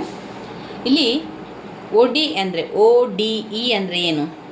ODE ಅಂದರೆ ಒಂದು ವಸ್ತು ಅಥವಾ ವಸ್ತುವಿನ ಕುರಿತು ಬರೆಯುವಂತಹ ಪದ್ಯಕ್ಕೆ ನಾವು OD ಅಂತ ಹೇಳುವಂಥದ್ದು. ODE ವ್ಯಕ್ತಿ ಅಥವಾ ವಸ್ತುವಿನ ಕುರಿತು ಬರೆಯುವಂತಹ ಪದ್ಯ. ಅಥವಾ ಅಲ್ಲಿ ಒಂದು ಹೂಜಿ ಇರುತ್ತದೆ ಅಥವಾ ಚಿತಾಭಸ್ಮ ಇರುವಂಥದ್ದು. ಒಂದು ಸಿಂಪಲ್ ಆಗಿ ನಿಮಗೆ ಅರ್ಥವಾಗುವ ಭಾಷೆ ಅಂತಾದರೆ ಪಾಟ್, ಒಂದು ಪಾಟನ್ನು ಇಲ್ಲಿ ಅವರು ಒಡೆ ಅಂತ ಹೇಳ್ತಾ ಇದ್ದಾರೆ. ODE ಒಡೆ, ಪಾಟ್, ಹೂಜಿ, ಚಿತಾಭಸ್ಮ, ಯಾವ ರೀತಿ ಕೂಡ ಅದನ್ನು ಹೇಳ್ಬೋದು. ಇಲ್ಲಿ ಯಾವುದರ ಬಗ್ಗೆ ವರ್ಣಿಸಿದ್ದಾರೆ ಲೇಖಕರು? ಜಾನ್ ಕೆಟ್ ಅವರು ಚಿತ್ರಕಲೆಯಲ್ಲಿ ಸೌಂದರ್ಯವನ್ನು ವರ್ಣಿಸಿದ್ದಾರೆ. ಒಂದು ಚಿತ್ರಕಲೆಯಲ್ಲಿ ಸೌಂದರ್ಯವನ್ನು ಇಲ್ಲಿ ಅವರು ವರ್ಣಿಸಿರುವಂಥದ್ದನ್ನು ಕಾಣ್ಬೋದು. ಒಂದು ಪಾಟಲ್ಲಿ ಬೇರೆ ಬೇರೆ ಚಿತ್ರ ಇದೆ. ನೀವು ಒಂದು ಇಮ್ಯಾಜಿನೇಷನನ್ನು ಮಾಡಿ ಕಲ್ಪನೆಯನ್ನು ಮಾಡಿಕೊಳ್ಳಿ. ಆ ಕಲ್ಪನೆಯಲ್ಲಿ ಒಂದು ಪಾಟ್, ಆ ಪಾಟಿನಲ್ಲಿ ಎಲ್ಲ ಚಿತ್ರಗಳು ಬೇರೆ ಬೇರೆ ಒಂದು ಕಥೆಯನ್ನು ಸಾರುವಂತಹ ಚಿತ್ರಗಳನ್ನು ಮಾಡಿದ್ದಾರೆ. ಏನೆಲ್ಲ ಚಿತ್ರಗಳಿದೆ? ಒಂದು ಕಡೆಯಲ್ಲಿ ಮದುಮಗಳು, ಮತ್ತೊಂದು ಕಡೆಯಲ್ಲಿ ಒಂದು ಹುಡುಗಿಯನ್ನು ಓಡಿಸಿಕೊಂಡು ಬರುವಂತಹ ಹುಡುಗರು, ಒಂದು ಕಡೆಯಲ್ಲಿ ಮರದಿಂದ ಎಲೆಗಳೆಲ್ಲ ಉದುರುವಂಥದ್ದು, ಹೂಗಳು ಉದುರುವಂಥದ್ದು, ಮರದ ಕೆಳಗೆ ಮಕ್ಕಳು ಆಟವಾಡುವಂಥದ್ದು, ಇನ್ನು ಮರ ಫುಲ್ ಎಲೆಗಳಿಂದ ತುಂಬಿರುವಂಥದ್ದು, ಕೆಲವರು ಮಕ್ಕಳು ಓಡುವಂಥದ್ದು, ಇನ್ನು ಕೆಲವು ಮಕ್ಕಳು ಆಟ ಆಡುವಂಥದ್ದು, ಇನ್ನು ಕೆಲವು ಮಕ್ಕಳು ಸಂಗೀತವನ್ನು ಹೇಳುವಂಥದ್ದು ಅಥವಾ ಒಂದು ಹಾರ್ಮೋನಿಯಂ ನುಡಿಸುವಂಥದ್ದು, ಆಮೇಲೆ ಬೇರೆ ಬೇರೆ ಕೆಲಸಗಳಲ್ಲಿ ಮಗ್ನನಾಗಿರುವಂತೆ, ಬೇರೆ ಬೇರೆ ಕೆಲಸದಲ್ಲಿರುವಂತೆ ಆ ಒಂದು ಪಾಟಿನಲ್ಲಿ ಚಿತ್ತಾರವನ್ನು ಮಾಡಿರ್ತಾರೆ. ಚಿತ್ರಕಲೆಯಲ್ಲಿ ಸೌಂದರ್ಯವನ್ನು ವರ್ಣಿಸುವಂಥದ್ದು ಈ ಒಂದು ಪದ್ಯದಲ್ಲಿ ಕಾಣ್ಬೋದು. ಇಲ್ಲಿ ಲೇಖಕರು ವಿವರಿಸ್ತಾರೆ, ಆ ಚಿತ್ರವನ್ನು ನೋಡಿ ನೋಡಿ ಲೇಖಕರು ವಿವರಿಸ್ತಾರೆ. ಏನೆಲ್ಲ ವಿವರಿಸ್ತಾರೆ ಅಂತ ಹೇಳಿದರೆ, ಅವರು ನೀನು ಒಬ್ಬ ಮದುಮಗಳ ಹಾಗೆ ಪರಿಶುದ್ಧವಾಗಿದೆಯಾ, ನೀನು ಒಂದು ಮದುಮಗಳ ಹಾಗೆ ಪರಿಶುದ್ಧವಾಗಿದೆಯಾ, ನೀನು ಒಂದು ದತ್ತು ಮಗುವಿನಂತೆ ಕಾಣ್ತಾ ಇದ್ದೀಯಾ, ಒಂದು ದತ್ತು ಮಗುವಿನಂತೆ ಕಾಣುವಂಥದ್ದು. ಪಾಟನ್ನು ಉದ್ದೇಶಿಸಿ ಹೇಳುವಂತಹ ಮಾತು ಇದೆಲ್ಲ ಕೂಡ ಪಾಟನ್ನು ನೋಡಿಕೊಂಡು ಲೇಖಕರು ಹೇಳ್ತಾ ಇದ್ದಾರೆ. ನೀನು ಕಾಡಿನ ಸುಂದರ ಹೂಗಳ ಬಗ್ಗೆ ಹೇಳಿದ್ದೀಯ, ಆ ಪಾಟ್ನ ಮೇಲೆ ಚಿತ್ರಗಳು ಏನೋ ಕತೆ ಹೇಳಲು ಹೊರಟಂತೆ ಇದೆ. ಲೇಖಕರಿಗೆ ಆ ಪಾಟ್ ನೋಡಿದಾಗ ಒಂದು ಕತೆಯನ್ನೇ ಹೇಳುವಂತಹ ರೀತಿಯಲ್ಲಿ ಆ ಚಿತ್ರಗಳು ಅವರಿಗೆ ಕಾಣ್ತಾ ಇದೆ. ಬೇರೆ ಬೇರೆ ಚಿತ್ರಗಳು ಬೇರೆ ಬೇರೆ ಕಥೆಯನ್ನು ಹೇಳ್ತಾ ಇದೆ. ಕಾಡಿನಲ್ಲಿ ಸುಂದರ ಹೂಗಳನ್ನೆಲ್ಲ ಕಾಣ್ತಾ ಇದೆ. ಆ ಕತೆ ದೇವತೆ ಅಥವಾ ಮನುಷ್ಯರದ್ದು, ಅಥವಾ ದೇವತೆ ಮತ್ತು ಮನುಷ್ಯರದ್ದು ಇಬ್ಬರ ಕಥೆ ಕೂಡ ಅದರಲ್ಲಿ ಬರ್ತಾ ಇದೆಯಾ? ಹುಡುಗಿಯರ ಕತೆ ಹೇಳ್ತಾ ಇದೆಯಾ, ಹುಡುಗರ ಕತೆ ಹೇಳ್ತಾ ಇದೆಯಾ? ಹುಡುಗಿಯರ ಹಿಂದೆ ಹೋಗೋ ಹುಡುಗರ ಗುಂಪು ಕಾಣಿಸ್ತಾ ಇದೆ, ಹುಡುಗರ ಗುಂಪು ಹುಡುಗಿಯ ಹಿಂದೆ ಓಡ್ತಾ ಇದೆ. ನಾವು ಕಿವಿಯಲ್ಲಿ ಕೇಳಿದ ನಾದ ತುಂಬ ಮುದವಾಗಿರ್ತದೆ ಮತ್ತು ಮನಸ್ಸಿನಿಂದ ಕೇಳಿದ ನಾದ ತುಂಬಾ ಮುದವಾಗಿರ್ತದೆ. ಈ ಒಂದು ಚಿತ್ರದಲ್ಲಿ ಒಂದು ಹೊಡೆಯಲ್ಲಿ ಒಂದು ಹುಡುಗಿಯನ್ನು ಅಟ್ಟಿಸಿಕೊಂಡು ಹೋಗುವಂಥ ಹುಡುಗರ ಗುಂಪನ್ನು ಕಾಣ್ತೇವೆ. ಇನ್ನೊಂದು ಕಡೆಯಲ್ಲಿ ಒಬ್ಬ ಕೊಳಲನ್ನು ಊದುವಂತಹ ನೃತ್ಯ, ನಮಗೆ ಒಂದು ಕೊಳಲನ್ನು ಊದುತ್ತಾನೇ ಇದ್ದಾನೆ, ಸ್ವರ ಕೇಳಿಸ್ತಾ ಇದೆ ಎನ್ನುವಂಥ ಅನುಭವ ಉಂಟಾಗುವ ರೀತಿಯಲ್ಲಿ ಅವನಲ್ಲಿ ನುಡಿಸುವಂತೆ ಚಿತ್ರಗಳನ್ನು ಬಿಡಿಸಿದ್ದಾರೆ. ಅದು ಒಂದು ರೀತಿಯ ಮನಸ್ಸಿಗೆ, ಕಿವಿಗೆ ಕೇಳದಿದ್ರೂ ಕೂಡ ಅದು ಒಂದು ಮನಸ್ಸಿನ ಫೀಲಿಂಗ್ಸ್ ಬರುವಂಥದ್ದು. ಮನಸ್ಸಿನಿಂದ ಕೇಳಿದ ನಾದ ತುಂಬ ಮುದವಾಗಿರುತ್ತದೆ. ಕೊಳಲನ್ನು ನುಡಿಸುವ ನಾದವನ್ನು ಆ ಹುಡುಗನಿಗೆ ಪುನಃ ಹೇಳುವುದಂದರೆ, ಆ ಒಂದು ಚಿತ್ರವನ್ನು ನೋಡಿದ ತಕ್ಷಣ ಕೊಳಲಿನ ಒಂದು ಧ್ವನಿ ಬಂದ ರೀತಿಯಲ್ಲಿ ಪುನಃ ಹಾಡು ಎನ್ನುವಂತೆ ಎಲ್ಲರೂ ಕೂಡ ಅದನ್ನು ಅಪೇಕ್ಷಿಸ್ತಾ ಇದ್ರು. ಧೈರ್ಯಶಾಲಿ ಪ್ರೇಮಿ ತನ್ನ ಪ್ರಿಯತಮೆಗೆ ಚುಂಬಿಸಲು ಸಾಧ್ಯವಿಲ್ಲ, ಆದರೆ ಅವಳ ಸೌಂದರ್ಯ ಎಂದಿಗೂ ಮಾಸೋದಿಲ್ಲ, ಸದಾ ಚಿರಯೌವನದಿಂದ ಹಾಕಿರ್ತಾಳೆ. ಯಾಕೆ ಇಲ್ಲಿ ಲೇಖಕರು ಹಾಗೆ ಹೇಳ್ತಾ ಇದ್ದಾರೆ ಅಂತ ಹೇಳಿದರೆ, ಒಂದು ಪಾಟಿನಲ್ಲಿ ಮಾಡಿದಂತಹ ಚಿತ್ರ ನೈಜತೆಯಿಂದ ತೋರಿಸ್ತಾ ಇದೆ. ಒಬ್ಬ ಪ್ರೀತಿಯ ಹುಡುಗಿಗೆ ಮುತ್ತನ್ನು ಕೊಡಲಿಕ್ಕೆ ಬರ್ತಾ ಇದ್ದಾನೆ. ಅದು ಯಾವತ್ತೂ ಸಾಧ್ಯ ಇಲ್ಲ. ಅಷ್ಟೇ ಅಲ್ಲಿಯ ತನಕ ಆ ಚಿತ್ರ ಇದೆ ಅಂತ ಮೇಲೆ ಮುತ್ತನ್ನು ಕೊಡಲಿಕ್ಕೆ ಬರುವಂಥದ್ದು. ಅದಾದ ಮೇಲೆ ಪ್ರಿಯತಮೆಗೆ ಚುಂಬಿಸಲಿಕ್ಕೆ ಬರ್ತಾ ಇದ್ದಾನೆ, ಆದರೆ ಅದು ಸಾಧ್ಯವಿಲ್ಲದ ರೀತಿಯಲ್ಲಿತ್ತು. ಆದರೆ ಅವಳ ಸೌಂದರ್ಯ, ಆ ಒಂದು ಪ್ರಿಯತಮೆಯ ಸೌಂದರ್ಯ ಯಾವತ್ತೂ ಮಾಸಿ ಹೋಗಲಿಕ್ಕೆ ಸಾಧ್ಯ ಇಲ್ಲ. ಅದು ಹಾಗೇ ಶಾಶ್ವತವಾಗಿರ್ತದೆ. ಇನ್ನು ಅವಳ ಸೌಂದರ್ಯ ಹಾಗೆ ಇರ್ತದೆ. ಅವಳ ಯೌವನವನ್ನು ಕೂಡ ಮುಪ್ಪಾಗುವುದಿಲ್ಲ, ಚಿರ ಯೌವನದಲ್ಲೇ ಇರುವಂಥದ್ದು. ಆ ಪಾಟಿನ ಚಿತ್ರ ನೋಡಿದಾಗ ನೈಜತೆಗಿಂತಲೂ ಮೀರಿ ಅದು ಅದ್ಭುತವಾಗಿತ್ತು. ಆ ಒಂದು ಹುಡುಗಿಗೆ ಯಾವತ್ತೂ ಅವಳು ಹಾಗೇ ಇರ್ತಾ ಇದ್ಲು. ಅವಳು ಎಂದಿಗೂ ಅವಳದು ಮುಪ್ಪುತನ ಆಗ್ತಾ ಇರಲಿಲ್ಲ. ಆ ಒಂದು ಚಿತ್ರದಲ್ಲಿ ಇನ್ನು ಮರ ಕಾಣ್ತದೆ, ಒಂದು ಪಚ್ಚೆ ಎಲ್ಲ ಹಸಿರು ಬಣ್ಣದಿಂದ ಕೂಡಿದಂಥ ಮರ, ಸಂಪೂರ್ಣವಾಗಿ ಹಸಿರು ಅವನ್ನು ಆರಿಸಿಕೊಂಡಿದ್ದಂತಹ ಮರ ಕೊಂಬೆಗಳ ಕುರಿತು ಹೇಳ್ತಾ, ಕೊಂಬೆ ನೀನು ಹೆದರಬೇಡ, ಎಂದೂ ಅದರ ಎಲೆ ಉದುರೋದಿಲ್ಲ. ಇಲ್ಲಿ ಲೇಖಕರು ಹೇಳ್ತಾರೆ, ಆ ಚಿತ್ರವನ್ನು ನಾನು ನೋಡ್ತಾ ಇದ್ದೇನೆ, ಈ ಮರದಿಂದ ಎಲೆಗಳು ಉದ್ಲಿಕ್ಕೆ ಸಾಧ್ಯವೇ ಇಲ್ಲ. ಮರವೇ, ನೀನೆಷ್ಟು ಸುಂದರವಾಗಿದ್ದೀಯಾ, ನೀನು ಯಾವುದಕ್ಕೂ ಹೆದರಬೇಡ, ನಿನ್ನ ಹೂಗಳು ಎಲೆಗಳು ಉದುರಲು ಸಾಧ್ಯವೇ ಇಲ್ಲ ಎಂದು ಹೇಳಿ ಎಲೆ ಉದುರುವುದಿಲ್ಲ, ಈಗ ನಿನ್ನ ಹೂಗಳು ಬಾಡುವುದಿಲ್ಲ, ಹೂಗಳು ಉದುರುವುದಿಲ್ಲ, ಮರಗಳಿಗೆ ಮುಪ್ಪೇ ಇಲ್ಲ, ಎಲ್ಲರೂ ಯೌವನದಲ್ಲಿ ಇರ್ತಾರೆ ಅಂತ ಲೇಖಕರಲ್ಲಿ ವಿವರಿಸ್ತಾ ಇರುವಂಥದ್ದು ಕಾಣ್ಬೋದು. ಬಾಡುವುದಿಲ್ಲ, ಮರಗಳಿಗೆ ಮುಪ್ಪು ಇಲ್ಲ, ಎಲ್ಲರೂ ಯೌವನದಲ್ಲಿ ಇರ್ತಾರೆ. ಆ ಹುಡುಗಿಯರನ್ನು ಶಾಶ್ವತವಾಗಿ ಹಿಂಬಾಲಿಸಿಕೊಂಡೇ ಇರ್ತಾರೆ. ಹುಡುಗಿಯರು ಏದಿಸಿರು ಬಿಡ್ತಾ ಓಡ್ತಾ ಇದ್ದಾರೆ, ಅವರು ಓಡುವಂಥ ಸ್ಥಿತಿಯಲ್ಲಿರ್ತಾರೆ. ಆದರೆ ನಿಜ ಜೀವನದಲ್ಲಿ ಹಾಗೆ ಇರಲಿಕ್ಕೆ ಸಾಧ್ಯವ ಇಲ್ಲ. ನಿಜ ಜೀವನದಲ್ಲಿ ಹುಟ್ಟಿದ ಮಗು ರೀತಿಯಲ್ಲಿ ಇರಲಿಕ್ಕೆ ಸಾಧ್ಯ ಇಲ್ಲ. ಬೆಳೆದು ದೊಡ್ಡವರಾಗಲೇಬೇಕು. ಅದೇ ರೀತಿ ಈ ಒಂದು ಕಲೆಗೆ ಯಾವತ್ತೂ ಸಾವಿಲ್ಲ. ಕಲೆ ಅಮರವಾಗಿರ್ತದೆ. ಮನುಷ್ಯ ಜೀವನ ಸಾವಿದೆ. ಈಗ ಒಬ್ಬ ಮನುಷ್ಯನ ಜೀವನಕ್ಕೆ ಸಾವು ಎನ್ನುವಂಥದ್ದಿದೆ, ಆದರೆ ಆ ಒಂದು ಕಲೆಗೆ ಸಾವಿಲ್ಲ ಎನ್ನುವಂಥದ್ದನ್ನು ಕೇಳ್ಬೋದು.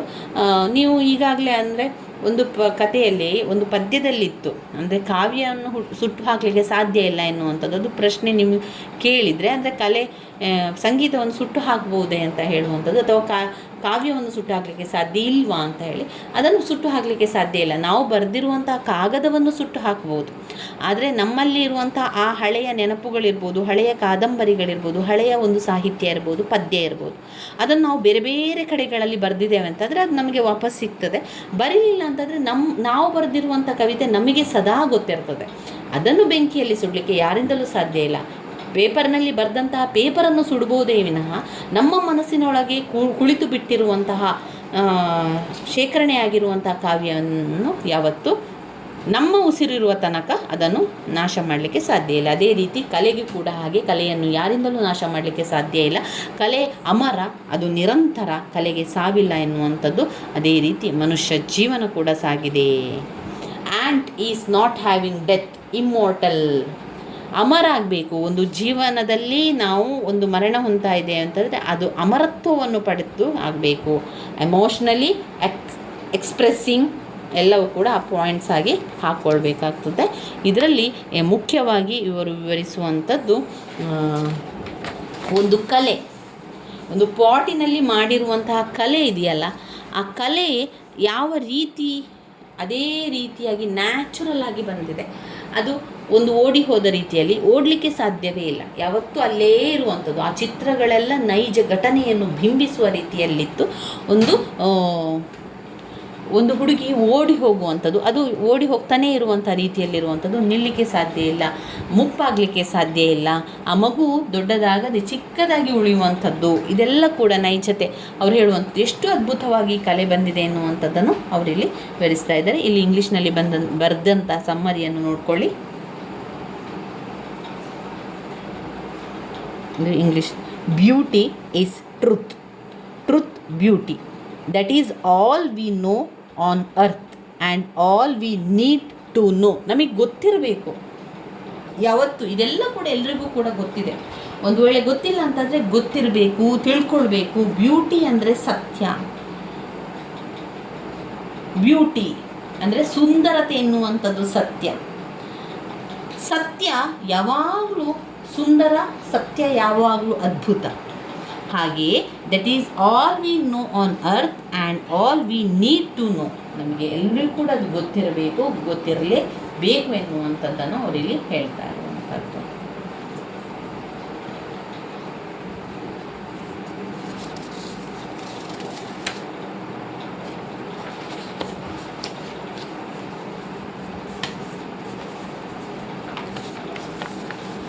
ಇದರ ಎಂಡ್ ಇಲ್ಲಿದೆ ನೋಡಿ. The picture was understand stories on the urn from the past that he does not know ಅಂತ ಇದೆ.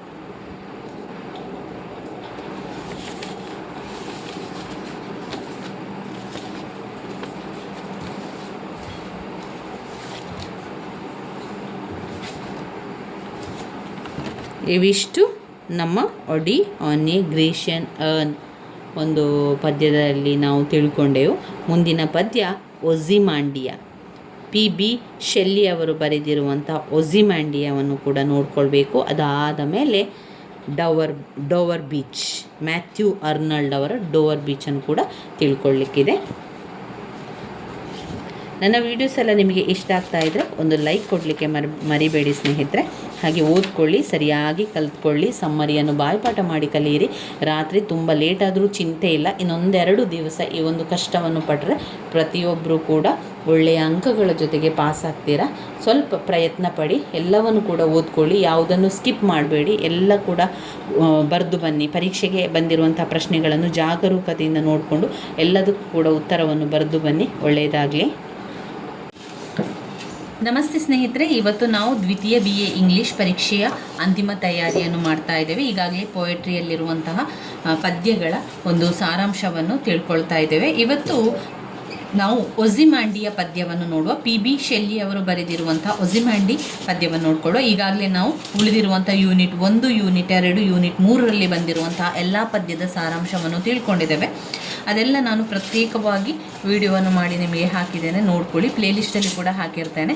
ಹಾಗೆ ಜೊತೆಯಾಗಿ ಎಲ್ಲವನ್ನು ಕೂಡ ಒಂದೇ ವಿಡಿಯೋದಲ್ಲಿ ಬರುವ ಹಾಗೆ ಕೂಡ ನಿಮಗೆ ನಾನು ಅದೇ ರೀತಿ ಆ ರೀತಿ ಕೂಡ ಮಾಡಿ ಒಮ್ಮೆ ಹಾಕಿರ್ತೇನೆ. ಒಜಿಮಾಂಡಿಯಾ ನೋಡ್ಕೊಳ್ಳೋ. ಒಜಿಮಾಂಡಿಯಾದಲ್ಲಿ ಏನಿದೆ ಕತೆ ಎನ್ನುವಂಥದ್ದು 15 ಅಂಕಕ್ಕೆ ಕೇಳಿದ್ದಾರೆ. ಒಮ್ಮೆ 45ನೇ ಪುಟ ಸಂಖ್ಯೆಯಲ್ಲಿದೆ ನೋಡಿ. 45 ಪುಟ ಸಂಖ್ಯೆ ತೆಗೀರಿ. ಪುಸ್ತಕದ 45ರಲ್ಲಿ ಒಜಿಮಾಂಡಿಯಾದ ಪದ್ಯ ಇದೆ. PB ಶೆಲ್ಲಿ ಅವರು ಬರೆದಿರುವಂತಹ ಒಜಿಮಾಂಡಿಯಾದಲ್ಲಿ ಇಷ್ಟು ಪದ್ಯ ಇದೆ ನೋಡಿ. ಅದು ಯಾವ ಕಥೆಯನ್ನು ಹೇಳ್ತಾ ಇದೆ, ಏನು ಹೇಳ್ತಾ ಇದ್ದಾರೆ ಇದರಲ್ಲಿ ಅಂತ ಹೇಳಿದರೆ, ನಾವು ಒಜಿಮಾಂಡಿಯಾದ ಕಥೆಯನ್ನೊಮ್ಮೆ ತಿಳ್ಕೊಳ್ಳುವ. ಈ ಒಜಿಮಾಂಡಿಯಾ ಪದ್ಯ ಇದೆಯಲ್ಲ, ಇದು ಸೋನೆಟ್ನ ರೂಪದಲ್ಲಿದೆ. PB ಶೆಲ್ಲಿ ಅವರು ಬರೆದಿರುವಂತಹ ಒಂದು ಪದ್ಯ ಆಗಿದೆ. ಒಮ್ಮೆ ಪೋಯೆಟ್ ಪ್ರಯಾಣ ಮಾಡುವಾಗ, ಅವನು ಪ್ರಯಾಣಕ್ಕೆಂದು ಹೊರಡ್ತಾನೆ. ಎಲ್ಲಿಗೂ ಒಂದು ಪ್ರಯಾಣ ಮಾಡುವಾಗ ಒಬ್ಬ ಟ್ರಾವೆಲರ್ ಸಿಗ್ತಾನೆ. ಯಾರಿಗೆ? ನಮ್ಮ ಪೋಯೆಟಿಗೆ, PB ಶೆಲ್ಲಿ ಅವರಿಗೆ ಪ್ರಯಾಣ ಮಾಡ್ತಾ ಇರಬೇಕಾದ್ರೆ ಒಬ್ಬ ಟ್ರಾವೆಲರ್ ಸಿಗ್ತಾನೆ, ಒಬ್ಬ ಪ್ರವಾಸಿಗ ಸಿಗ್ತಾನೆ. ಅವನು ತನ್ನ ಒಂದು ಹಳೆಯ ಜಾಗಕ್ಕೆ ಕರೆದುಕೊಂಡು ಹೋಗ್ತಾನೆ. ಯಾರನ್ನು? ನಮ್ಮ PB ಶೆಲ್ಲಿ, ಪೋಯೆಟನ್ನು, ನಮ್ಮ ಕವಿಯನ್ನು, ಲೇಖಕರನ್ನು ಅವರ ಒಂದು ಹಳೆಯ ಜಾಗಕ್ಕೆ ಕರೆದುಕೊಂಡು ಹೋಗ್ತಾನೆ. ಆ ಹಳೆಯ ಜಾಗ ಈಜಿಪ್ಟ್ ಆಗಿರ್ತದೆ.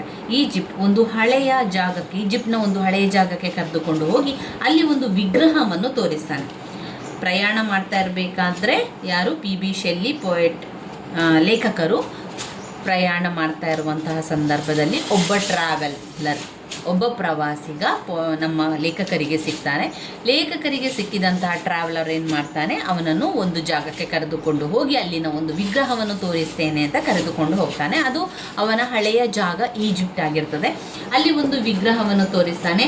ಅದು ಬಾಡಿಯನ್ನು ಇಲ್ಲದಂತಹ ಒಂದು ವಿಗ್ರಹ. ಅದಕ್ಕೆ ತಲೆ ಎಲ್ಲ ಇರಲಿಲ್ಲ, ಅಂದರೆ ಅದು ಹಾಳಾಗಿತ್ತು. ಆ ಒಂದು ವಿಗ್ರಹ ಬಾಡಿ ಇಲ್ಲದಂತಹ ವಿಗ್ರಹ ಆಗಿತ್ತು. ಅದು ಕಾಲುಗಳು ಮಾತ್ರ ಇತ್ತು. ಅದೊಂದು ಮರುಭೂಮಿ, ಈಜಿಪ್ಟ್ ಎನ್ನುವಂಥದ್ದೊಂದು ಮರುಭೂಮಿ. ಅಲ್ಲಿ ಒಂದು ಹಳೆಯದಾದ ವಿಗ್ರಹವನ್ನು ಆ ಪ್ರವಾಸಿಗ ತೋರಿಸಿ ಆ ಬಾಡಿ ಇರಲಿಲ್ಲ, ಅದರಲ್ಲಿ ಕಾಲು ಮಾತ್ರ ಮರುಭೂಮಿಯಲ್ಲಿ ನಿಂತಿತ್ತು. ತಲೆ ಕೂಡ ಇರಲಿಲ್ಲ, ತಲೆ ಕೆಳಗೆ ಬಿದ್ದಿತ್ತು ಮತ್ತು ಅಲ್ಲೇ ಹತ್ತಿರದಲ್ಲಿತ್ತು. ಆ ತಲೆ ಸಂಪೂರ್ಣವಾಗಿ ಹಾಳಾಗಿತ್ತು. ತಲೆ ಇಲ್ಲದಂತಹ ಕಾಲು ಇತ್ತು. ಆಮೇಲೆ ತಲೆ ಸ್ವಲ್ಪ ಕೆಳಗೆ ಇತ್ತು. ಅದು ಒಡೆದು ಹೋದ ಮುಖ ಮರುಭೂಮಿಯಲ್ಲಿ ಬಿದ್ದಿತ್ತು. ಮುಖ ಗಂಟು ಹಾಕಿದ ಮುಖ ಆ ಒಂದು ಇದರಲ್ಲಿ ಇರುವಂಥದ್ದನ್ನು ಗಂಟು ಹಾಕಿದ ಮುಖ ಇತ್ತು ಅದಕ್ಕೆ. ಮೂರ್ತಿಯ ಬಗ್ಗೆ ಹೇಳುತ್ತಾನೆ ಇಲ್ಲಿ ಪ್ರವಾಸಿಗ ಲೇಖಕರಿಗೆ ಮೂರ್ತಿಯ ಬಗ್ಗೆ ಹೇಳ್ತಾನೆ. ಆ ಒಂದು ಮುಖವನ್ನು ನೋಡಿದಾಗ ಅದೊಂದು ಜಂಬ ಇರುವಂತಹ ಮುಖದ ರೀತಿಯಲ್ಲಿ ಕಾಣ್ತದೆ. ಆ ಒಂದು ತುಟಿ, ಆಮೇಲೆ ಗರ್ವದಿಂದ ನೋಡಿದಂತಹ ಕಣ್ಣುಗಳು ಆ ಮೂರ್ತಿಯಲ್ಲಿತ್ತು ಎನ್ನುವಂಥದ್ದು ಅಲ್ಲಿ ಕಾಣ್ತದೆ. ಅಲ್ಲಿ ಲೇಖಕರು ಹೇಳ್ತಾರೆ, ಈ ಒಂದು ಮೂರ್ತಿ ಗರ್ವದಿಂದ ಇತ್ತು, ಅದನ್ನು ಕೆತ್ತಿದಂತಹ ಶಿಲ್ಪಿ ಇದ್ದಾನೆ, ಸ್ಕಲ್ಪ್ಚರ್, ಅವನು ಕೆತ್ತಿದಂತಹ ಶಿಲ್ಪಿ, ಅವನ ಒಳಗಿನ ಮನಸ್ಸಿನಲ್ಲಿ ಆ ಒಬ್ಬ ರಾಜ ಯಾವ ರೀತಿ ಇದ್ದ ಎನ್ನುವಂಥದ್ದು ಬಣ್ಣಿಸುವಂತಹ ರೀತಿಯಲ್ಲಿ ಅವನ ಭಾವನೆಯನ್ನು ಆ ಮೂರ್ತಿಯಲ್ಲಿ ಅವನು ಕೆತ್ತಿದ್ದಾನೆ. ಆ ಕೆಳಗಡೆ ಬಿದ್ದಂತಹ ತಲೆಯಲ್ಲಿ ಜೀವ ಇಲ್ಲ, ಆದರೆ ಅಲ್ಲಿ ಭಾವನೆಗಳು ವ್ಯಕ್ತವಾಗ್ತಾ ಇದೆ. ಅಲ್ಲಿ ನಮಗೆ ಕಾಣಿಸ್ತಾ ಇದೆ ಆ ರಾಜನಿಗೆ ತುಂಬನೇ ಕೋಪ ಇತ್ತು, ಗರ್ವ ಇತ್ತು, ಅವನು ಅಹಂಕಾರದಿಂದ ಇದ್ದ ಎನ್ನುವಂಥದ್ದು ಲೇಖಕರು ವ್ಯಕ್ತಪಡಿಸ್ತಾರೆ. ಎಲ್ಲ ಫೀಲಿಂಗ್ಸನ್ನು ಕಾಪಿ ಮಾಡಿದ ರೀತಿಯಲ್ಲಿ ಇತ್ತು. ಅದು ಯಾರು ಮಾಡಿದ್ದು? ಶಿಲ್ಪಿ ಮಾಡಿದ್ದು. ಅಲ್ಲಿ ಬೇಸ್ನಲ್ಲಿ ಕೆಲವು ವಿಷಯ ಬರೆದಿತ್ತು. ಆ ಒಂದು ಸ್ಟ್ಯಾಚ್ಯೂ ಇತ್ತಲ್ಲ, ವಿಗ್ರಹದ ಕೆಳಗೆ ಕೆಲವೊಂದು ವರ್ಡನ್ನು ಬರೆದಿತ್ತು ರಾಜನದ್ದು. ಏನೆಂದು ಬರೆದಿತ್ತು ಅಂತ ಹೇಳಿದರೆ, ನಾನು ಒಜಿಮಾಂಡಿಯ, ನಾನು ರಾಜಾದಿರಾಜ, ನಾನು ಸಾಮ್ರಾಜ್ಯವನ್ನು ಎಷ್ಟು ಒಳ್ಳೆಯ ರೀತಿಯಲ್ಲಿ ನೋಡಿಕೊಂಡಿದ್ದೇನೆ ಅಂದರೆ ಈ ಎಲ್ಲ ರಾಜ್ಯ ನನ್ನದೇ. ನೀವು ಇಲ್ಲಿ ನೋಡ್ತಾ ಇರುವಂಥದ್ದು ಪ್ರತಿಯೊಂದು ಜಾಗ ನನ್ನದೇ. ನಿಮಗೆ ನನ್ನಂತೆ ರಾಜ್ಯಭಾರವನ್ನು ಮಾಡಲಿಕ್ಕೆ ಸಾಧ್ಯ ಇಲ್ಲ, ನಿಮಗೆ ನನ್ನಂತೆ ಬದುಕಲು ಸಾಧ್ಯ ಇಲ್ಲ ಅಂತ ಆ ಒಂದು ಒಜಿಮಾಂಡಿಯಾ ಎನ್ನುವಂಥ ಆ ಒಂದು ವಿಗ್ರಹದ ಕೆಳಗೆ ಬರೆದಿತ್ತು. ಆದರೆ ಈಗ ಎಲ್ಲ ನಾಶ ಆಗಿದೆ, ಹೋಗಿದೆ. ಅವನ ಸಾಧನೆ ಎಲ್ಲ ಕೂಡ ಹಾಳಾಗಿದೆ. ಅವನ ಸಾಧನೆಯನ್ನು ನೋಡಿ ಎಂದಿದ್ದ, ಆದರೆ ಇಲ್ಲಿ ಎಲ್ಲ ಕೂಡ ನಾಶ ಆಗಿದೆ, ಮರಭೂಮಿ ಹರಡಿಕೊಂಡಿದೆ.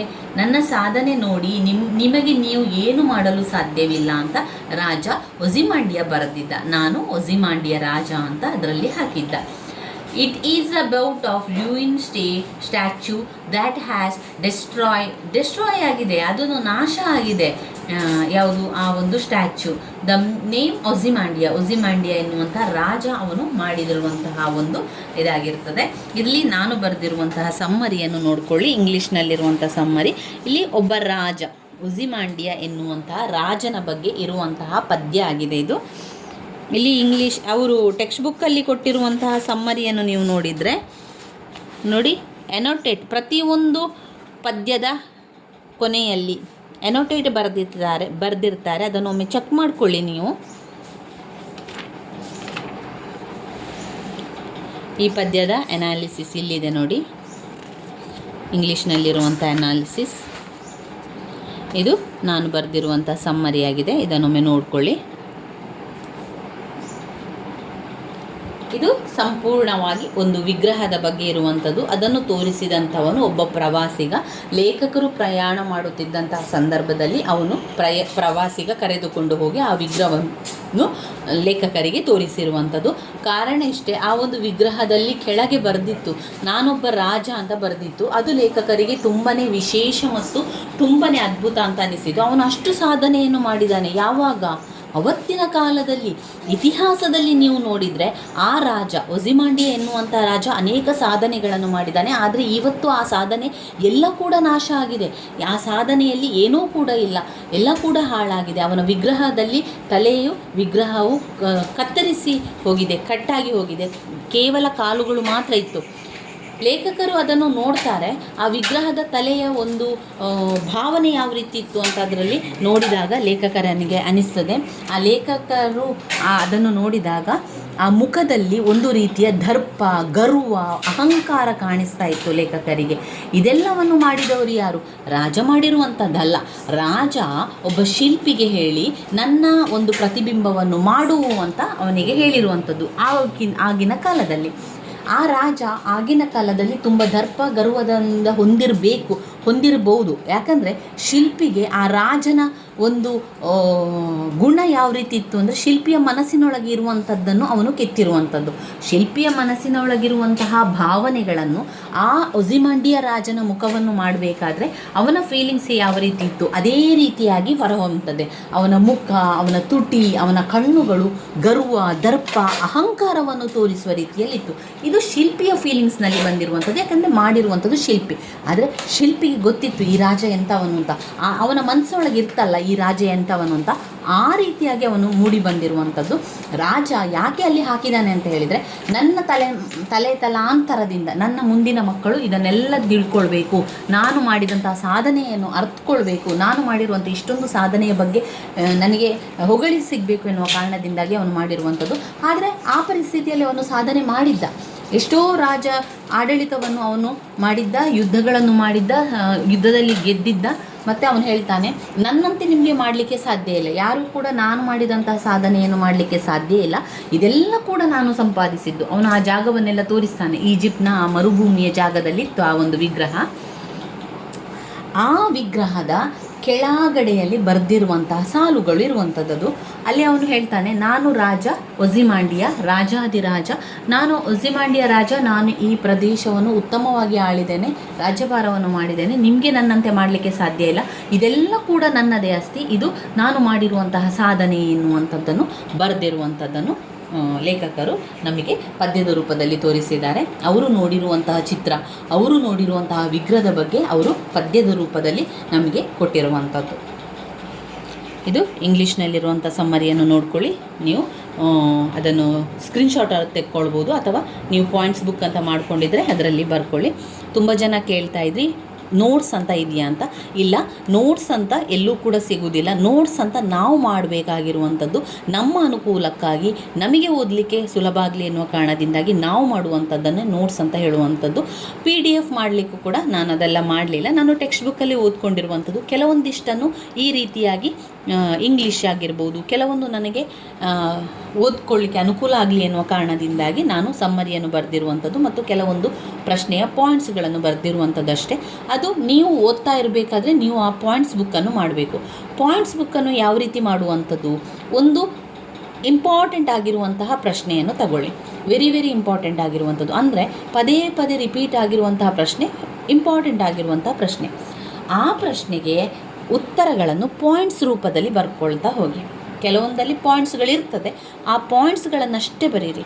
ಆ ಪಾಯಿಂಟ್ಸ್ಗಳನ್ನು ಬಾಯ್ಪಾಠ ಮಾಡಿ ಕಲಿಯಿರಿ.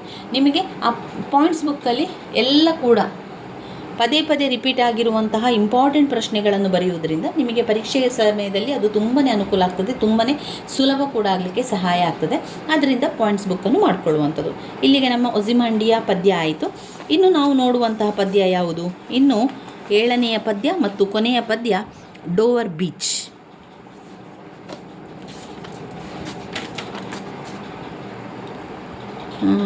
ಮ್ಯಾಥ್ಯೂ ಅರ್ನಾಲ್ಡ್ ಅವರು ಬರೆದಿರುವಂತಹ ಪದ್ಯ ಅದು. ಮ್ಯಾಥ್ಯೂ ಅರ್ನಾಲ್ಡ್ ಅವರು ಬರೆದಿರುವಂಥ ಪದ್ಯವನ್ನು ನೋಡುವ. ಇನ್ನು ಕೊನೆಯದಾದಂತಹ ಪದ್ಯ ಯಾವುದು? Dover beach. ಡೋವರ್ ಬೀಚನ್ನು ಬರೆದವರು ಮ್ಯಾಥ್ಯೂ ಅರ್ನಾಲ್ಡ್ ಅವರು. ದ್ವಿತೀಯ BA ಇಂಗ್ಲೀಷ್ನಲ್ಲಿ ನಾವು ಪರೀಕ್ಷೆಯ ಅಂತಿಮ ತಯಾರಿಯನ್ನು ಮಾಡ್ಕೊಳ್ತಾ ಇದ್ದೇವೆ. ಪರೀಕ್ಷೆಯ ಅಂತಿಮ ತಯಾರಿಯಲ್ಲಿ ನಾವು ಕೊನೆಯದಾದಂತಹ ಪದ್ಯ ಡೋವರ್ ಬೀಚನ್ನು ತಿಳ್ಕೊಳ್ಳುವ. ಮೊದಲಿಗೆ ಕನ್ನಡ ಅರ್ಥವನ್ನು ತಿಳ್ಕೊಂಡು ನಂತರ ಇಂಗ್ಲೀಷ್ನ ಸಮ್ಮರಿಯನ್ನು ಕೂಡ ನೋಡಿಕೊಳ್ಳುವ. ಇದು ನಾವು ಪ್ರತಿಯೊಂದು ಪದ್ಯದ ಸಮ್ಮರಿಯನ್ನು ಸರಿಯಾಗಿ ಕಲಿತುಕೊಂಡ್ರೆ ನಮಗೆ ಅದು ತುಂಬಾ ಅನುಕೂಲ ಆಗ್ತದೆ. ಯಾಕಂದರೆ ವಿಭಾಗ A ಮತ್ತು ವಿಭಾಗ B ಅನ್ನು ನೀವು ನೋಡಿದರೆ ಪದ್ಯದ ಭಾಗದಿಂದ ಕೊಡುವಂತಹ ಪ್ರಶ್ನೆಗಳು ಇದೆ. ಅದರಿಂದ ನಾವು ಆ 7 ಪದ್ಯದ ಸಾರಾಂಶವನ್ನು ಕಲಿತುಕೊಂಡ್ರೆ ಯಾವುದೇ ಪ್ರಶ್ನೆ ಬಂದಾಗ ನಾವು ಅದೇ ಉತ್ತರವನ್ನು ಬರಿತಾ ಹೋಗ್ಬೋದು.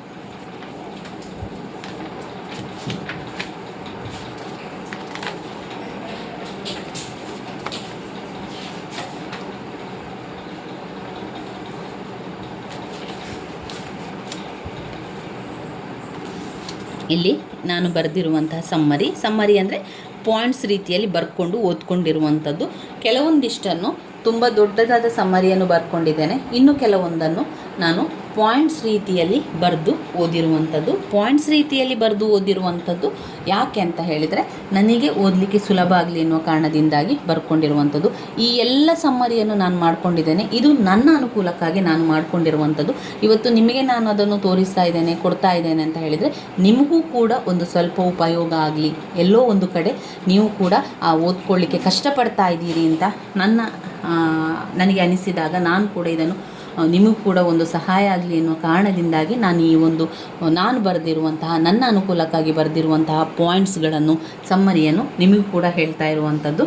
ಇನ್ನು ಎಷ್ಟೋ ಜನರಿಗೆ ಈ ಒಂದು ಸಮ್ಮರಿ ನಿಮಗೆ ಇದು ಕಷ್ಟ ಅಂತ ಅನ್ನಿಸ್ಬೋದು, ಅಥವಾ ನಿಮಗೆ ಇದು ಓದ್ಕೊಳ್ಳಿಕ್ಕೆ ಅನುಕೂಲ ಅಲ್ಲ ಅಂತ ಅನ್ನಿಸ್ಬೋದು. ನೀವು ಬೇರೆ ಪುಸ್ತಕಗಳನ್ನು ಅಥವಾ ಬೇರೆ ಕಡೆಗಳಲ್ಲಿ ಅಥವಾ ಗೂಗಲಲ್ಲಿ ಸರ್ಚ್ ಮಾಡಿ ಕೂಡ ನೀವು ನಿಮ್ಮದೇ ಆದ ಸಮ್ಮರಿಯನ್ನು ಮಾಡಿಕೊಳ್ಳಿ.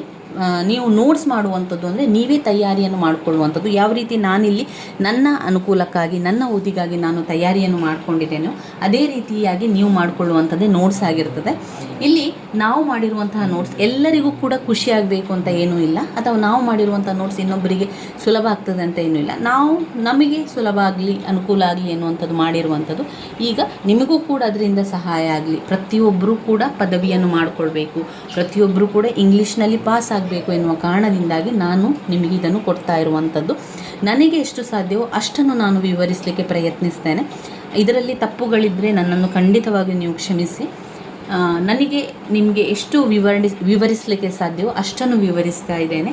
ನಾನು ಕೂಡ ನಿಮ್ಮಂತೆ KSOU ವಿದ್ಯಾರ್ಥಿ ಆಗಿರುವಂಥದ್ದು. ತುಂಬ ಜನ ಒಬ್ಬರು ಕೇಳಿದಿರಿ, ನಾನು KSOUನ ಅಧ್ಯಾಪಕಿ ಅಲ್ಲ, ನಾನು KSOUನ ವಿದ್ಯಾರ್ಥಿ ಅಷ್ಟೇ. ಅದರಿಂದ ನನಗೆ ಸಾಧ್ಯ ಆದಷ್ಟು ರೀತಿಯಲ್ಲಿ ನಿಮಗೆ ಕೂಡ ನಾನು ವಿವರಿಸ್ತಾ ಇರುವಂಥದ್ದು. ನನಗೂ ಕೂಡ ಸಮಯದ ಅಭಾವವಿದೆ, ನನಗೂ ಕೂಡ ವಿಡಿಯೋಗಳನ್ನು ಮಾಡಲಿಕ್ಕೆ ಸಮಯ ಇಲ್ಲ. ಆದರೂ ಕೂಡ ಕೆಲವೊಂದಿಷ್ಟು ಸಮಯವನ್ನು ಹೊಂದಿಸಿಕೊಂಡು ಕೆಲವೊಂದು ವಿಡಿಯೋಗಳನ್ನು ಮಾಡ್ತಾ ಇರುವಂಥದ್ದು. ಸಾಧ್ಯ ಆದಷ್ಟು ಮಟ್ಟಿಗೆ ನಿಮಗೆ ನಾನು ಆ ವಿಡಿಯೋಗಳನ್ನು ಮಾಡ್ತಾ ಹೋಗ್ತೇನೆ. ಇನ್ನು ದ್ವಿತೀಯ BA ಇಂಗ್ಲೀಷ್ನಲ್ಲಿ ಕೊನೆಯದಾದ ಪದ್ಯ ಡೋವರ್ ಬೀಚ್. ಡೋವರ್ ಬೀಚಿನ ನಿಮಗೆ ಇಲ್ಲಿ ಪದ್ಯವನ್ನು ನೋಡಿಕೊಳ್ಳಿ. ಇಲ್ಲಿ ಡೋವರ್ ಬೀಚ್ ಅಂದರೆ ಸಮುದ್ರದ ಅಲೆಗಳ ಸೈಡ್, ಸಮುದ್ರದ ಹತ್ತಿರ ಇರುವಂತಹ ಒಂದು ವಿಚಾರ. ಇಲ್ಲಿ ಲೇಖಕರು ಸಮುದ್ರವನ್ನು ನೋಡ್ತಾ ಅವರ ಒಂದು ಭಾವನೆಗಳನ್ನು ತಮ್ಮ ಪತ್ನಿಯಲ್ಲಿ ಹೇಳುವಂಥ ವಿಚಾರ ಆಗಿದೆ. ಗ್ರೀಕ್ನಲ್ಲಿ ಬರುವ ಸಮುದ್ರ, ಇಲ್ಲಿ ಲೇಖಕರು ಗ್ರೀಕ್ನಲ್ಲಿದ್ದಾರೆ. ಆ ಗ್ರೀಕ್ನಲ್ಲಿ ಸಮುದ್ರ ತೀರದಲ್ಲಿ ಒಂದು ರೂಮಲ್ಲಿ ಮನೆಯಲ್ಲಿದ್ದಾರೆ. ಆ ಮನೆಯಿಂದ ಕಿಟಕಿಯಿಂದ ನೋಡ್ತಾ ಸಮುದ್ರವನ್ನು ನೋಡ್ತಾ ಇದ್ದಾರೆ. ಆ ಸಮುದ್ರದ ಅಲೆಗಳ ಬಗ್ಗೆ ಅವರು ಮಾತನಾಡ್ತಾ ಇದ್ದಾರೆ. ಗ್ರೀಕ್ನಲ್ಲಿ ಬರುವ ಸಮುದ್ರದ ಅಲೆಗಳ ಸ್ವರ ಲೇಖಕರಿಗೆ ಕೇಳ್ತಾ ಇದೆ. ಆ ಸ್ವರ ಒಂದು ದುಃಖದಲ್ಲಿ ಕೇಳ್ತಾ ಇದೆ, ಆ ಸ್ವರ ಅತ್ತ ರೀತಿಯಲ್ಲಿ ಕೇಳ್ತಾ ಇದೆ, ನೋವಲ್ಲಿದ್ದ ರೀತಿಯಲ್ಲಿ ಕೇಳ್ತಾ ಇದೆ. ಒಬ್ಬ ಮನುಷ್ಯನ ಬೇಸರ, ಮನುಷ್ಯನ ದುಃಖ ಲೇಖಕರಿಗೆ ಇಲ್ಲಿ ಕೇಳ್ತಾ ಇದೆ. ಮನುಷ್ಯನ ದುಃಖ ಅದು ಹೇಳ್ತಾ ಇದೆ ಅಂತ ಲೇಖಕರು ವಿವರಿಸುವಂಥ ಪದ್ಯ.